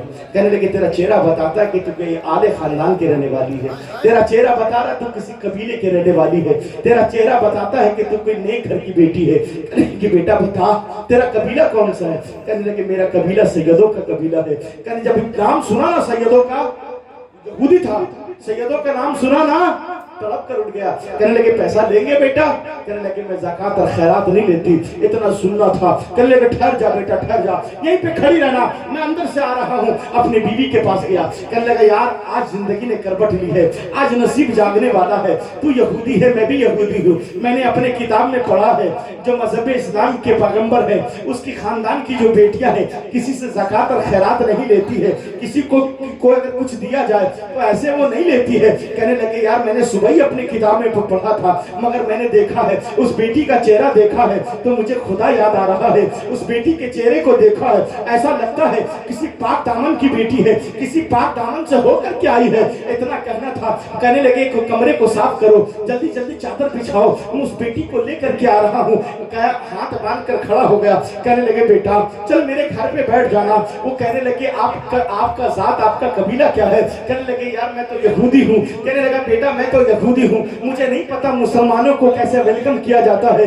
मुझे नहीं पता मुसलमान बेटियों को कैसे बुलाया जाता है, मगर मुझे जिस तरह भी आ रहा है मैं तेरा वेलकम कर रहा हूँ। मेरी टूटी फूटी झोपड़ी को मत देख, आजा बेटा अंदर आजा। उसने चादर बिछाई है उसी चादर पे बैठाया, कहा बैठ जा। उसके बाद कहने लगे 10 मिनट का वक्त दे दे शहजादी, 10 मिनट का टाइम दे दे। मेरे घर की बर्तनें तो झूठे हैं, मेरे बच्चे खाना खा चुके हैं, मेरी बहनें बेटियां खाना खा चुकी है, मेरे घर के लोग उसमें खाना खा चुके हैं। मैं नई बर्तनें मिट्टी का निकाल के ला रहा हूँ, अपने दुकान से निकाल के ला रहा हूँ। मेरा ये औकात नहीं है कि मैं तुझे झूठी बर्तन पे खाना खिला सकूं। बेटा ठहर जा, 10 मिनट का इंतजार कर ले। वो दौड़ा दौड़ा गया है, अपने दुकान से मिट्टी के बर्तन को निकाला है, अपनी बीवी से कहने लगा जल्दी जल्दी इसे धो करके इसे निकालो और निकाल करके इसमें रखो। किसी में अखरोट रखा है, किसी में बादाम रखा है, किसी में खजूरे रखा है। थर थर कांपता हुआ आया है, आकर के उस खातून के बारगाह में खड़ा हो गया, सामने खड़ा होकर के देने लगा और उस खातून के हाथ में दिया। कहने लगे मजहब इस्लाम की बेटी, ए अली के घर की बेटी, मुझे नहीं पता कैसे दिया जाता है, मुझे नहीं पता अदब कैसे किए जाते हैं, ले इसे खा ले, ऐसे खाकर मेरे लिए दुआ कर देना, किसी कोने में बैठकर दुआ कर दे। अपने जद्दे अमजद से कहना अगर हो सके इस यहूदी के लिए भी कोई जगह है तो दिलवा देना, इस यहूदी की नसीबा अगर चमक सकती हो तो चमका देना। कहते तेरा दिल चाहे, जितना दिल चाहेगा, जितना रोज रहना चाहती है इस घर में रह सकती है। बेटा ये घर तेरा है, जितना दिल चाहे तू रह सकती है, जितना साल तू रहना चाहे रह सकती है। तुझे जो खाने की जरूरत हो हुक्म कर देना, तुझे कपड़े की जरूरत हो हुक्म कर देना, तुझे पैसे की जरूरत हो हुक्म कर देना। जब ये जुमला देखी है, जब ये जुमला वो बोला है, मजहब इस्लाम की सच्ची बेटी, अली के घर की बेटी की आंखों में आंसू आ गए। आप उस बेटी ने दवाएं से नवाजा। दूसरे दिन ठीक सुबह 10 बजे जब यहूदी ने दुकान खोला, वो मुसलमान चौधरी दौड़ा दौड़ा आया। कहने लगा यार वो शहर बलक से कुछ औरतें आई थी, कहाँ है? कहने लगा क्यों? कहा यार मुझे दे दे, मैं अपने घर का मेहमान बनाना चाहता हूँ। क्या बात है, क्यों? कहने यार तू दे दे, पता कहाँ है? कहने लगे मेरे घर का मेहमान है, वो मेरे घर में मेहमान है। कहने लगा यार मुझे बता, मैं उसे लेके अपने घर ले जाना चाहती हूँ। क्यों ले जाना चाहते हो, क्या वजह है अपने घर ले जाना चाहते हो? कहने लगे सुनकर मैं रात में सोया, आंख लगी, कयामत का मंजर देखा, नफसी नफसी का आलम देखा, सब मारा मारा फिर रहे थे। आबे कौसर के लिए सब उन्हें लाइन लगाया था, मैं भी उसी लाइन में खड़ा हो गया।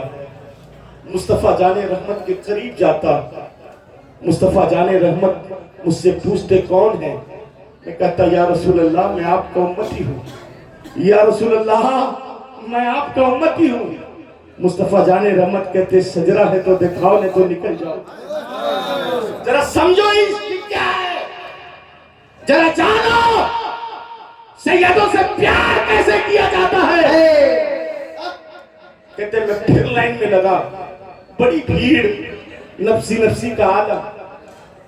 उस भीड़ में मैं फिर खड़ा हुआ। जैसे मैं चला फिर मुस्तफा जाने रहमत के करीब आया, मुस्तफ़ा जाने रहमत ने मेरा हाथ पकड़ा, पूछा कौन? मैं कहने लगा या रसूल अल्लाह, आपका उम्मती हूँ, आप एक कौसर पिला दीजिए। मुस्तफ़ा जाने रहमत ने कहा सजरा है तो दिखाओ। जब ये जुमला मुस्तफ़ा जाने रहमत ने कहा ना, तो मैं कदमों पे गिर गया, कहने लगा या रसूल अल्लाह, मैं आपका उम्मती हूँ, मेरा रब जानता है, आप जानते हैं, मेरे पास सजरा नहीं है। तो मुस्तफ़ा जाने रहमत ने तड़प कर कहा था, कल तेरे दरवाजे पर मेरी घर की बेटियां आई थी, उसने कहा था कि मैं रसूल पाक के खानदान से हूँ, तूने सजरा मांगा था, इसलिए मैं भी तुझसे सजरा मांग रहा हूँ। जब ये जुमला कहा ना, कहते जब मुस्तफ़ा जाने रहमत ने जुमला मुझसे कहा ना, मेरी आंख खुल गई। मैं दौड़ा दौड़ा आया हूँ, है मेरे यार, बता वो बेटियां कहाँ है? मैं अपने घर ले जाके खिदमत करूंगा, अपने घर ले जाके रखूंगा, वो जो मांगेगी दूंगा, जो लेना चाहेगी मैं देने के लिए तैयार हूँ। तो उस पादरी ने कहा था, उस यहूदी धर्म का लोग, उस यहूदी धर्म के मानने वाले ने कहा था, ऐ चौधरी सोन, तू मुसलमान के घर में पैदा हुआ है, तुझे कलमा आसानी से मिल गया है, तुझे कलमा पढ़ाने वाला कोई मौलाना होगा, तुझे कलमा पढ़ाने वाला कोई मुफ्ती होगा, तुझे कलमा पढ़ाने वाला कोई आलिम दीन होगा, मगर कल रात जो मुझे कलमा पढ़ाने वाला आया था वो कोई दुनियादार वाला नहीं, बल्कि मुझे कलमा पढ़ा। अब एक नारा हो तो लगा दो ताकि मेरा आना कामयाब हो जाए। वो एक दीवाना जो कलीमे मिल्लत की मोहब्बत में लगावे नारा। जवाब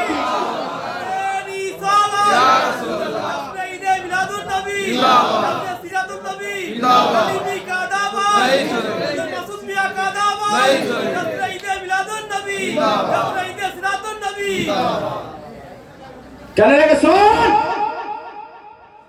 तुझे किसी मौलवी ने कलमा पढ़ाया होगा, मगर कल मुस्तफ़ा जाने रहमत ने मुझे कलमा पढ़ाया है। अब नहीं मिलने वाली। उस खातून के कदमों पे गिरा और कहने लगा सुन, अब तक तो मैं अंधेरे में जिंदगी जी रहा था, मगर तेरे आने से जिंदगी बदल गई। ऐ लोगों, अपने मुर्शिदाबाद के लोगों, अपने नसीबा पे मुकद्दर पे कुर्बान जाओ, मेरे साथ थोड़ा दोनों हाथों को उठाओ और आज वादा करो कि कभी में मिल्लत के दामन को कभी नहीं छोड़ेंगे।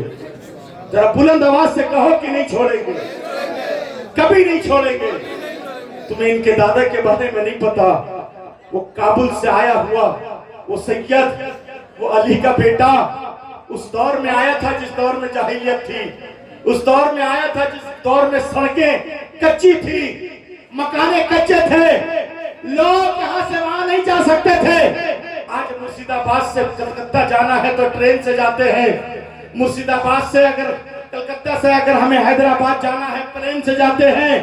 मगर सोच, उस जहानाबाद से लेकर के कश्मीर से लेकर कन्याकुमारी तक, अब कन्याकुमारी से लेकर के मुर्शिदाबाद तक एक अली का बेटा दीन का काम जब करता है, दिलों में इसके मुस्तफा का चिराग रोशन करता है, उससे कलीमे मिल्लत कहते हैं। इसलिए याद रखो, कलीमे मिल्लत से सच्चे वफादारी निभाना। कुछ भी हो जाए इस दामन को कभी मत छोड़ना। अच्छा एक बात बताइए, चलते चलाते आप 5-10 मिनट सुन लेंगे? जल्दी बोलिए, कितने लोग सुनेंगे? बोलिए, सब सुनेंगे। सुन मिल्लत साहब वो अभी आए नहीं है? अच्छा अभी तक आए नहीं है? अच्छा कितने लोग सुनेंगे? हाँ, पीछे वाला ढकेल रहा, उसको क्या करें, सुने कि नहीं सुने? उसमें 2-4 को नौजवान लोग मुस्कुरा भी रहा है। अब देखिए 2-4 लोग टोपी पहन के नहीं आए।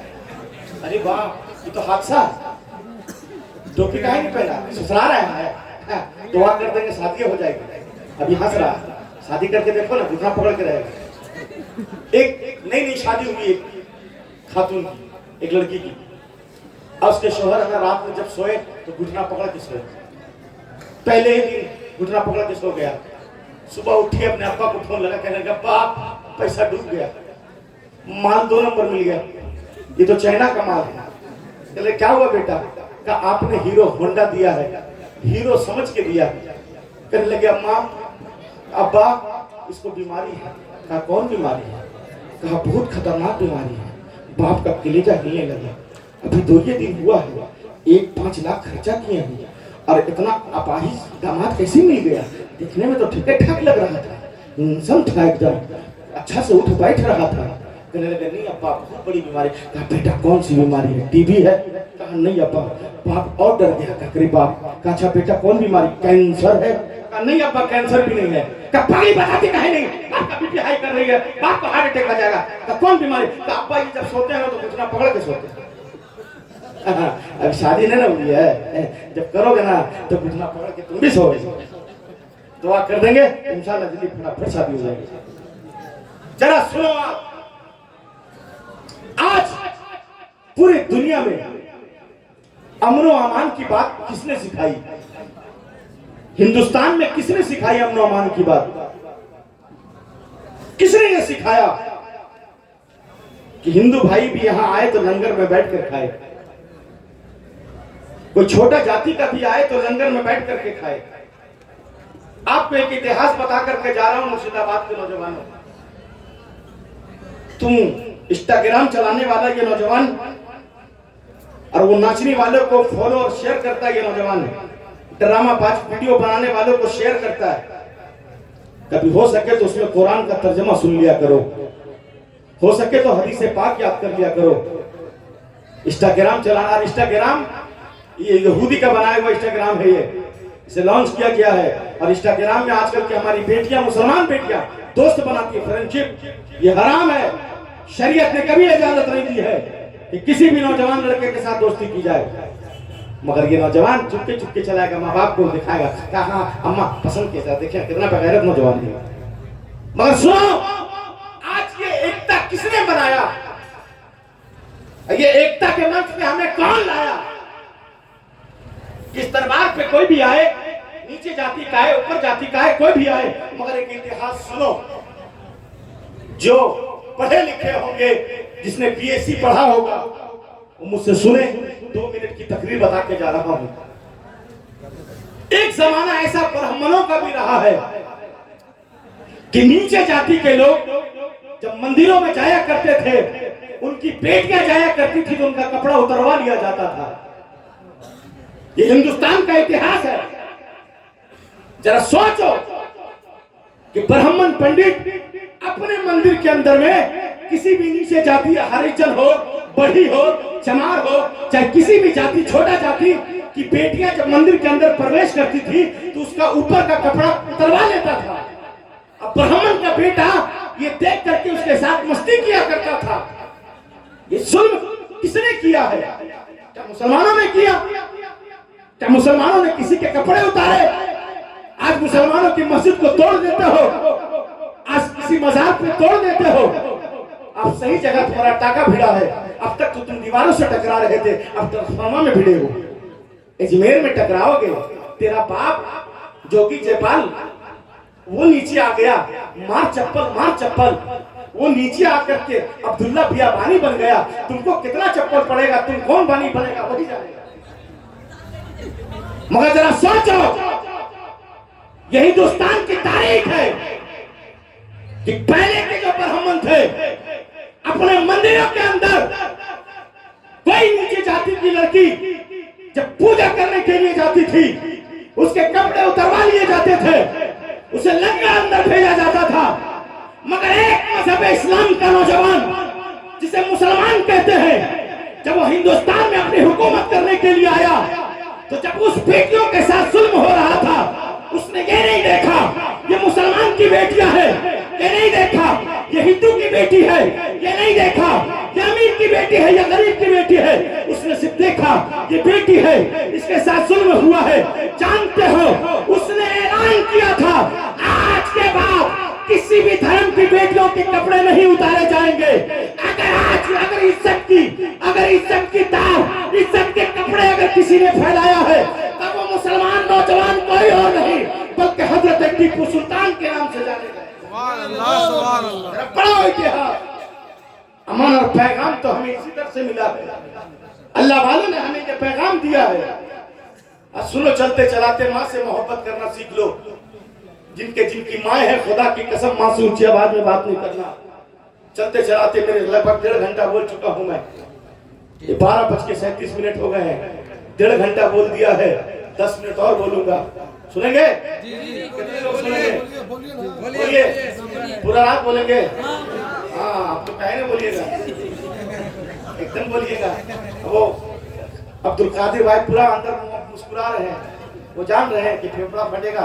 आपका बाजा 3 लाख का होगा, 6 लाख का, मेरा किडनी 12 लाख का, तब क्या होगा मेरा? चलिए आपका बाजा बहुत अच्छा है, आप चचा बहुत अच्छा बजा रहे हैं, हम लोग का मुंह खराब है तो अच्छा नहीं निकल रहा। आपका बाजा बहुत खूबसूरत है, क्योंकि मुझे सुबह घर भी जाना है, खराब बोल के मार खाने जाएगा। आइए चचा लीजिए, बहुत अच्छा बजा रहे हैं, आइए इधर आइए, बहुत अच्छा बजा रहे हैं आप, आपका बाजा बहुत अच्छा साउंड है, हम लोग का मुंह खराब है, आवाज सही नहीं कर रहा, पकड़िए, बहुत अच्छा बजा रहे हैं, बजाते रहिए। अब आप तो आप मशीन से आवाज बढ़ाइए, नहीं तो मेरा पैसा बढ़ाइए। चलिए ठीक है, आप मुस्कुरा लिए हैं तो थोड़ा चले आप माँ बाप से मोहब्बत करते हुए, है ना? थोड़ा माँ बाप से मोहब्बत कीजिए। आप थोड़ा सोचिए माँ बाप से मोहब्बत करनी कैसी है, जरा आओ। जानते हो हजरत जुन्नून मिस्री हज करने के लिए गए, कहाँ गए? हज करने के लिए गए। जब जुन्नून हज करने के लिए गए ना, तो खाने काबा में तवाफ कर रहे थे। तवाफ के दौरान आपने देखा एक नौजवान है जिसका एक बाजू कटा हुआ है, वो तवाफ कर रहा है। मैं जाबे रहमत के करीब खड़ा हो गया, अब वो दुआ कर रहा था, ऐ मेरे परवरदिगार मेरे खता को बख्श दे, ऐ मेरे परवरदिगार मेरे गुनाह को बख्श दे। कहते खाने काबा से आवाज आई, हारून अपने वतन वापस चला जा, तेरा हज कबूल नहीं किया जाएगा। जब ये जुमला कहा, ये जुमला सुना, वो बेहोश हो गया। हजरत जुन्नून मिस्री कहते हैं मैं तवाफ में था, मैं तवाफ में घूम रहा था, मैंने ये आवाज सुनी तो मैं डर गया। अल्लाह ये आवाज कैसी थी? वो नौजवान कौन था जो बेहोश हो गया?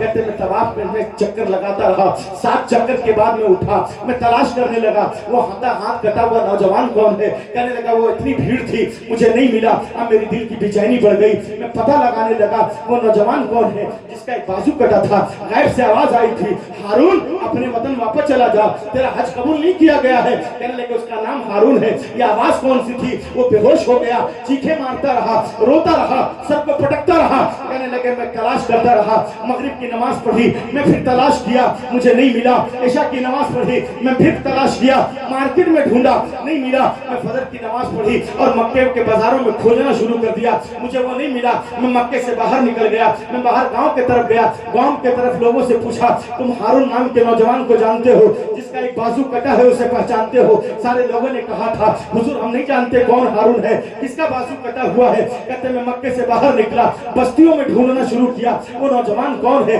जो कल रात मुझे शाम को दिखा, फिर मुझे दिखा नहीं। कहते मैं ढूंढता ढूंढता थक गया, ठीक जोहर से पहले मैं आ रहा था, मैंने देखा कुछ चरवाहा गाह है जहाँ ऊंटे चर रहे हैं, बकरियां चर रही है, कुछ गाय चर रही है, कुछ लोग खड़े हैं आपस में बातें कर रहे हैं। मैं खड़ा हो गया, उसके करीब गया। हजरत जुन्नून मिस्री कहते हैं मैं उसके करीब जाके पूछने लगा, ऐ लोगों तुम क्या सोच रहे हो, क्या बातें कर रहे हो? तो उसमें से एक नौजवान लड़के ने कहा था हुजूर अंदर एक नौजवान है, जब वो सिसकियां मार के रोता है मेरी बकरियां रोने लगती है, जब वो सिसकियां मार के रोता है मेरी गाय रोने लगती है, जब वो सिसकियां मार के रोता है मेरी ऊँटनी रोने लगती है। हजरत जुन्नून कहते हैं मैं समझ गया ये हारून वही होगा, मैं समझ गया वो आदमी यही होगा। कहते मैं दौड़ा दौड़ा उस गुफा के अंदर गया, मैं देखा जोहर के लिए वो नियत बांध चुका है, नमाज में है। कहते मैं पीछे बैठ गया, मैं इंतजार करने लगा कि नमाज पढ़ लेगा, मैं इसका धर्म पूछूंगा, इसका कबीला पूछूंगा, इसका नाम पूछूंगा, ये कहां से आया है, मैं इसके बारे में जानने की कोशिश करूंगा।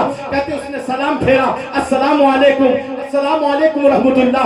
डायरेक्ट उसने कहा अस्सलाम वालेकुम या जुन्नून मिस्री। कहते ये जब जुमला कहा मेरे रोंगटे कांपने लगे, कहने लगे अल्लाह ये तो कोई अल्लाह का वली लगता है जिसको मेरे आने की खबर है, जो जानता है कि जुन्नून कौन है, वो जानता है मैं कहां से आया हूं। आपने हाथ पकड़ कर कहा था तेरा नाम हारून है, हाँ हुजूर मेरा नाम हारून है। कहने लगे तुझे मेरे आने की खबर है, कैसे तू जानता है? क्या जिस रब ने भेजा है उसी रब ने मुझे बताया है कि आपका नाम जुन्नून है। कहने लगे अच्छे बता, मैं जाबे रहमत के करीब जब तू दुआ मांग रहा था गैब से एक आवाज आई थी, हारून तेरा हज कबूल नहीं किया जाएगा, जा अपनी वतन वापस चला जा। कहने लगे हुजूर मत पूछिए, मेरे कुछ गुनाह है जो मैं बताना नहीं चाहता हूँ, आप वापस चले जाइए। अगर आपने मेरे गुनाह सुन लिए, आपने मेरे गुनाह जान लिए, खुदा की कसम मुझे थप्पड़ों से मारेंगे। हजरत जुन्नून ने कहा था, मुझे पता, मैं तेरे लिए खाने काबा में दुआ करूंगा, खाने काबा के गिलाफ को पकड़ कर दुआ करूंगा, मिज़ाब रहमत के करीब खड़ा होकर दुआ करूंगा, बता तेरे कौन से गुनाह है। जानते हो हजरत हारून ने कहा था, नहीं मानेंगे तो जरा सुनो। कहने लगे मैं शहर बलक का रहने वाला रईस बाप का बेटा, बाप के पास बड़ा पैसा था, मेरे दोस्तों ने मुझे शराब का लत लगा दिया, मैं शराबी बन गया, मैं इतना शराब में नशे में डूब गया।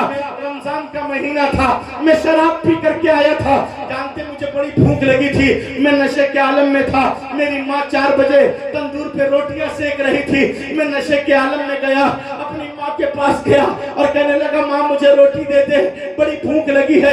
मेरी माँ ने एक थप्पड़ खींच कर मारा और कहा है जालिम बेटा, अगर तू रमजान का एहतराम नहीं कर सकता है तो कम से कम रोजेदारों का एहतराम तो कर। तेरे भाई रोजे से हैं, तेरी बहनें रोजे से हैं, तेरा घर रोजे से है, तू रोजेदारों का ख्याल तो कर। कहते मेरी माँ ने मुझे जब थप्पड़ मारा, मैं नशे के आलम में था, अपनी माँ के हाथ से रोटियां छीननी चाहिए, जैसे मैंने रोटी छीनी है, मेरी माँ चलते हुए तंदूर में गिर पड़ी और चलकर राख हो गई।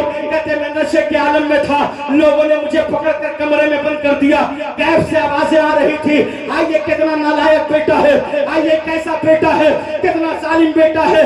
इसे माँ सबसे ज्यादा मानती थी, इसे आंचल में छुपा के खाना खिलाती थी, इसे सबसे ज्यादा प्यार किया करती थी, इसे सबसे ज्यादा माना करती थी, मगर इस जालिम बेटे ने अपने बेटे को जलते हुए आग में फेंक दिया है। कहते मैं नशे के आलम में था, कहते जब सुबह में नशा सर से उतरा है, मेरा नशा सर से फटा है, मैं नशे से बाहर आया हूँ, मेरा 9 साल का बेटा है, सामान बांध रहा था, मैंने अपने बेटे से कहा था ऐ मेरे बेटे कहाँ जा रहा है, उसने कहा खबरदार मुझे बेटा ना कहना, तूने बाप कहने का हक खो दिया है, जो मेरे दादी का नहीं हो सकता है वो मेरा बाप नहीं हो सकता है। मेरी बीवी सामान बांध रही थी, मैंने अपनी बीवी से कहा था ऐ मेरे शरीक हया तू कहाँ जा रही है, सामान क्यों बांध रही है। उसने मेरे गिरबान को पकड़ कर कहा था खबरदार मुझे बीवी न कहना, जो मेरे सास का ना हो, जो अपनी माँ का ना हो, वो मेरा शौहर नहीं हो सकता है। कहते जब मेरे बच्चों ने जुमला कहा, मेरी खैबर मेरी गैरत को ललकारा तो मैं नीचे उतरा,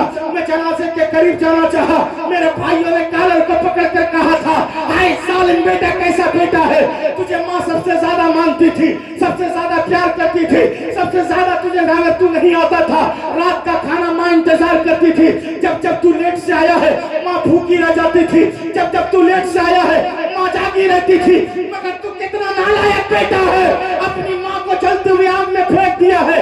कहते खबरदार जनाजे के करीब मत जाना, तूने हक खो दिया है, माँ कहने का हक खो दिया है। कहते भाइयों की गैरत ने, भाइयों के जुमले ने मेरे गैरत को ललकारा है। कहते मैंने एक कुल्हाड़ी उठाई है, जिस हाथ से माँ को धक्का दिया था मैंने वो बाजू काट कर फेंक दिया है। कहने लगे जुन्नून मिस्री साहब ये मेरा 25वां हज है, मैं हर साल हज करने आता हूँ, इसी मिज़ाब रहमत के करीब, इसी खाने काबा के करीब खड़े हो जाता हूँ, हाथ उठा के दुआ करता हूँ ऐ मेरे परवरदिगार मेरे खता को बख्श दे। गैब से आवाज आती हारून अपना वतन वापस चला जा अपना वतन, तेरा हज कबूल नहीं किया जाएगा। फिर जानते हजरत जुन्नून मिस्री ने एक थप्पड़ खींच के मारा, कहने लगा जालिम अपने माँ का कातिल है तू जन्नत में जाएगा, ये कैसे मुमकिन हो सकता। कहते थप्पड़ मार के वहां से चल दिया हजरत जुन्नून मिस्री, खाने काबा में नमाज पढ़ी, 2 दिन गुजारा, तीसरे दिन मदीना शरीफ पहुंच गए। जरा कहन सुभान अल्लाह, जब बात मदीने की आए तो तड़प जाना चाहिए, जरा मचल कर कहे ना सुभान अल्लाह, जरा ऊंचा बोले ना सुभान अल्लाह, अरे अपने बस्ती में बोले सुभान अल्लाह। कहने लगे ना, कहने लगे मदीना शरीफ पहुंचे, असर के वक्त में मस्जिद नबी में आप नमाज पढ़े तो फिर मुकद्दर जाग उठा, मदीने वाले ख्वाब में तशरीफ ले आए। कहने लगे जुन्नून हारून को तूने थप्पड़ क्यों मारा, जरा कहो ना सुभान अल्लाह, चल के थोड़ा ऊंचा। नौजवानों तू सोच रहा ना क्या तुझे कामयाबी मिली है, आज तू गाड़ी खरीदा है, सरकारी नौकरी लिया है, दुकानें चला रहा है, स्मार्ट बीवी मिली है, तो सोच रहा तेरी काबिलियत की वजह से मिली है। नहीं, वो माँ जो रमजान के महीने में रोजा रखकर तुझे कोने में दूध पिलाती रही और दुआ करती रही, मेरे परवरदिगार रमजान का महीना है, मेरे बेटे को इतना कामयाब करना ताकि दुनिया इसके कदमों में आ गिरे। अपनी माँ की दुआओं से बना है, अपने बाप की दुआओं से बना है। कहने लगे जुन्नून ने कहा, मेरे आका ख्वाब में आ गए, कहने लगे जुन्नून उसे नहीं मारना था। कहने लगे या रसूल अल्लाह आप जानते हैं वो जालिम है, अपनी माँ को जलती हुई आग में फेंक दिया है, अब वो बख्शा जाएगा। जरा सुनना मेरे मुस्तफा जाने रहमत ने क्या कहा। कहने लगे जुन्नून सुनो, कल कयामत के दिन वो बख्शा जाएगा। थोड़ा ऊंचा, क्या बख्शा जाएगा? हजरत जुन्नून कदमों से लिपट कर रोए, कहने लगे हुजूर कैसे बख्शा जाएगा, माँ का कातिल है वो। कहने लगे सुनो, बख्शा जाएगा तो अपनी माँ की वजह से बख्शा जाएगा। तो क्या समझता है, तेरी नमाज से ज्यादा है, तूने तस्बीह रोल रखी है, तू तहज्जुद गुजार है, तू दिन भर झूठ बोलने वाला है, कल कयामत में तू बख्शा जाएगा तो अपने माँ बाप की वजह से बख्शा जाएगा। मैं बख्शा जाऊंगा तो अपने माँ बाप की वजह से बख्शा जाऊंगा। क्या समझ रहा था कब्रिस्तान के बाद रिश्ता खत्म हो गया? नहीं, उसकी रूहानियत तुझे तेरे कयामत तक तेरी औलाद को देखती रहेगी। कहने लगे अपनी माँ की वजह से बख्शा जाएगा। कहने लगा हाँ माँ की वजह से, माँ को तो जलती हुई आग में फेंक दिया। तो मेरे मुस्तफा जाने रबर का जुनून सुन, रब की अदालत में वो माँ शिकायत करेगी। कयामत वाला दिन माँ खड़ी होगी, कहेगी मेरे परवरदिगार मेरा कसूर क्या था, मेरी गलती क्या थी, मैंने तो इसे अपने खून से दूध बना के पिलाई, इसे जवान किया, उंगली पकड़ के चलना सिखाया, मेरा कसूर क्या था, इसने मुझे जलते हुए आग में फेंक दिया। रब का हुक्म होगा फरिश्तों इसे उठाओ और जहन्नम में फेंक दो। फरिश्तों आओ जहन्नम में फेंक दो। फरिश्ते आएंगे जहन्नम के। जरा सुनना नौजवानों, जरा सुन, माँ बाप को गाली देने वाला ये नौजवान अपना बूढ़े बाप को तो ताना देता है ना कि तूने मेरे लिए क्या कर दिया, मेरे लिए चौराहे पे दुकान क्यों नहीं लेती। खुदा की कसम याद रखना, तेरे बाप ने तेरे लिए वो काम किया है जो दुनिया का कोई प्राइम मिनिस्टर भी नहीं कर सकता, दुनिया का कोई पीएम भी नहीं कर सकता। सुन, वो काम ये है कि तेरे बाप ने तुझे अपना नाम देकर के दुनिया में भेजा है, दुनिया में चलना सिखाया है, अपना नाम देकर के पहचान दिलाई है। अगर तुझे तेरे बाप ने नाम ना दिया होता तो पूरी दुनिया तुझे हरामी करके फिरती। ये कम बड़ी बात है अपने बाप का कालर पकड़ने वाला। जरा सुनो, कहने लगे फरिश्ता आया जहन्नम का, घसीटा, चल हारून तेरा हुक्म हो चुका है जहन्नम के तरफ। अब हारून अपनी माँ के तरफ देखा, कहने लगा माँ ये जहन्नम की आग है जो मुझे जलाएगी। माँ मुझे बुखार लगे ना दुनिया में, तू सारी रात नहीं सोती थी, ये जहन्नम के फरिश्ते हैं, मुझे जहन्नम में ले जाके फेंक देंगे, जहन्नम की काली आग मुझे जलाएगी। माँ मैं वो आग को बर्दाश्त नहीं कर सकूंगा, माँ मुझे माफ कर दे। फिर माँ के तरफ फरिश्ते कहेंगे नहीं चल जहन्नम के तरफ। फिर माँ के तरफ देखेगा कि माँ मुझे बिच्छू डंक मारेंगे। माँ मैं दुनिया में जब था मेरे पाँव में चोट आई थी, खून निकला था, तूने तबीबों के डॉक्टरों की लाइन लगा दी थी, तूने डॉक्टरों के कॉलर को पकड़ कर कहा था ए डॉक्टर मेरे बेटी की उंगली को ठीक कर, मैं इसकी माँ हूँ, मैं सारी रात नहीं सो सकती, मेरा लाल रोएगा, मैं बर्दाश्त नहीं कर सकूंगी। माँ ये जहन्नम की आग है, ये जहन्नम के बिच्छू हैं, मुझे काटेंगे, फरिश्ते घसीटेंगे। नहीं हारून चल जहन्नम के तरफ। वो माँ के तरफ देख कर रोएगा, माँ मुझे माफ कर दे, मैं तेरा जालिम बेटा हूँ, मैंने बड़ी गलती की है, मैंने जलते हुए आग में फेंका है, मगर माँ मैं तेरा बेटा हूँ, मैं आग बर्दाश्त नहीं कर सकूंगा। जब ये जुमला कहेगा हारून, माँ को दर्द पैदा होगी, माँ की ममता जाग उठेगी, रब के हुजूर में सजदा करेगी और कहेगी मेरे परवरदिगार ये गुनहगार है पर मेरा बेटा है, ये सियाकार है पर ये मेरा बेटा है, इसने आग में फेंका है, मेरा बेटा है, मैं इसकी माँ हूँ, मैं इसे माफ कर देती हूँ। ऐ मेरे परवरदिगार तू भी इसे माफ कर दे। तो रब का चाहो जलाल अर्श पे फुकार उठेगा, ऐसे ही बस सुनो, तुम माँ होकर के इसे माफ कर सकती है, ये गुनहगार बेटा तेरा है, ये सियाकार बेटा तेरा है, इसने तुझे आग में फेंका है, तुम माँ होकर के इसे माफ कर सकती है। मैं 70 माओं से ज्यादा रहमान हूँ, जब तुम माँ हो करती है, मैंने भी इसे माफ कर दिया, मैंने जहन्नम से निकाल कर जन्नत अता कर दी। जरा सुन, अपने माँ बाप से सच्ची मोहब्बत करो। अल्लाह करे हमारे नौजवानों को ये अकल आ जाए कि अपने माँ बाप से सच्ची मोहब्बत करे, कभी अपने माँ बाप को न रुलाना। और सुनो, सैयदजादा बच्चा अगर हो ना घर के, सरकार के घर का अगर कोई बच्चा हो ना, सड़क पे आ जाए छोटा बच्चा, तुम गाड़ी पर खड़े हो तो खुदा की कसम गाड़ी से नीचे उतर जाना और उस बच्चे को गाड़ी पे बैठाना और उनसे कहना कि चल मेरे लिए दुआ कर दे। ये मैं नहीं कहता, हजरत फारूक आजम ने हमें सिखाया था। हजरत फारूक आजम के बेटे हजरत मौला हुसैन दोनों है ना गाछ पे खड़े, हजरत इमाम हुसैन है ना खजूर के दरख्त पे चढ़े थे, अच्छे अच्छे खजूरे खाते थे, खराब खराब फेंक देते थे। अरे हजरत उमर के बेटे चढ़े थे, अच्छा अच्छा खाते थे, अब खराब खजूर नीचे फेंकते थे। इमाम हुसैन ने कहा मेरे नाना के गुलाम के बेटे, क्या कहा, ऊंचा बोलो, जरा बोलो, कहा मेरे नाना के गुलाम के बेटे।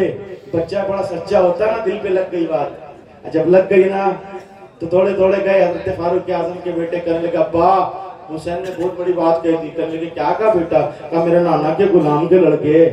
कहने का हाँ ऐसा बोला हुसैन पाक ने, कहा हाँ ऐसा ही बोला। कहा चल बेटे, कहा चल। सुनो, इनके घर के अगर बच्चे बाहर आ जाए ना तो इन्हें उठा लेना कांधे पे और कहना बेटे मुझे नौकर कह दे, मेरी जिंदगी बन जाएगी, मुझे सीने से लगा ले। तू अगर नौकर कह देगा ना, नौकर कई किस्म के होते हैं। एक नौकर तो बाहर वाला होता है जिसे मालिक भी नहीं जानता कि नौकरी करता है। हमें वो नौकरी भी मिल जाए तो पसंद है।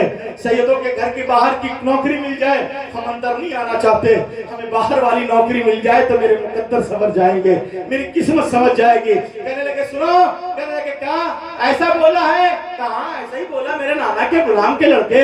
आप हजरत फारूक आजम अपने बेटे को लिए इमाम हुसैन के बारगाह में आए, कहने लगे आपने ऐसा कहा है, कहा बोला तो बोला है, अली का बेटा जिसके रगों में फातिमा का खून दौड़ता हो, एक आदमी हो तो भी सच बोले, 72,000 हो तो भी सच बोले, 21,000 हो तो भी सच बोले, एक तरफ करोड़ों की फौज भी हो तो भी सच बोले। कहने लगा बोला है, क्या बोला, तो मेरे नाना के गुलाम के लड़के। हजरत फारूक आजम ने कहा ठहर जाओ बेटे, मैं आ रहा हूँ। आप दारुल कज़ा गए, कागज उठाया, कलम लाया, दौड़े दौड़े आए। कहने लगे मेरे बेटे जल्दी से कागज दो, हुसैन पाक को पढ़ाओ। कहने लगे हुसैन आपने ऐसा कहा है, कहाँ बोला है, मेरे नाना के गुलाम के बेटे, कैसे लिख दीजिएगा, कहाँ लिख दूंगा, जब बोला है तो लिख के भी दूंगा, कहा लिख दीजिए। आपने लिखा मेरे नाना के गुलाम के बेटे।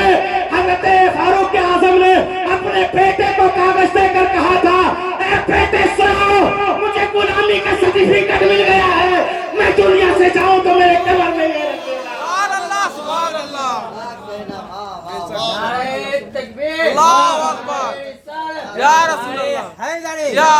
ये रसूल का दामन, रसूल का दामन, रसूल का दामन, तकबीर, या रसूल अल्लाह। इसलिए सैयदों से प्यार कीजिएगा, उन्हें उससे कभी झूठ मत बोलिएगा। अगर वो नमाज के लिए कह दे तो उनका हुक्म है और नमाज आप पे फर्ज है। आप फर्ज तोड़ेंगे और एक सैयद की बात को काटेंगे, दोनों तरफ से दुनिया चली जाएगी। अगर वो कह दे कि सुनो ये काम ना करना तो खुदा के लिए नहीं करना। और बात याद रखना, कभी भी उनको देखो तो अपनी गर्दनें नीचे रखना, कभी ऊंची ना उठाना, क्योंकि याद रखना जिसने सैयदों का एहतराम किया है दुनिया उसे जानते हो गाजी अलीमुद्दीन के नाम से याद किया। जरा ये इतिहास फिर वक्त मिलेगा तो कभी आना होगा मुर्शिदाबाद, तो इस पे भी कई घंटे तकरीर बोल करके जाऊंगा। कभी आना हुआ तो बताऊंगा गाजी अलीमुद्दीन कौन था और कैसा इसने सैयदों से किया था, प्यार मुस्तफा जाने रहमत से किया था। अल्लाह हमारे नौजवानों के दिलों में सच्ची मोहब्बत पैदा करे। तकरीबन मैंने 2 घंटा बोल दिया है, पक्का सिर्फ 4 मिनट बाकी है 1 बजने में। आप जितने नौजवान हैं अल्लाह करे वो मस्जिद तक चले जाएं, सैयदों से सच्ची मोहब्बत करें। हमारे अपने मोहल्ले की बेटियों पे कभी गलत निगाह न रखना। वो मजहब इस्लाम की बेटी है, उसे अक्ल नहीं है, वो नहीं जानती मेरी बाप की गुर्बत, मेरी बाप की गुर्बत की इज्जत क्या है। वो नहीं जानती है मेरी भाई की इज्जत क्या है। उस इज्जत को तार तार मत करो। अगर कोई लड़की तुझे लेटर दे, कोई लड़की तुझे अगर आई लव यू कहे तो उसके बाप के पास चले जा। अपने उसके बाप से कहना, देख तेरी बेटी ने मुझे कहा है, खुदा की कसम वो बाप तुझे नहीं मारेगा बल्कि सीने से लगाएगा और तुझे दुआ देगा कि अल्लाह हर मोहल्ले में ऐसा सच्चा नौजवान पैदा कर ताकि मोहल्लों की बेटियों की हिफाजत कर सके। और जो मोहल्ले अपनी बेटियों की इज्जत करता है, याद रखो पूरी दुनिया उसके पीछे लग जाए, उसे कदमों पे नहीं झुका सकता, पूरी दुनिया उसके कदमों पे झुक जाती है। इसलिए मेरे साथ कलमा तैयब पढ़े, अशहदु अल्ला इलाहा इल्लल्लाह व अशहदु अन्ना मुहम्मदन अब्दुहु व रसूलुहु व आखिरु दवाना अल्हम्दुलिल्लाहि रब्बिल आलमीन। अस्सलामु अलैकुम व रहमतुल्लाह।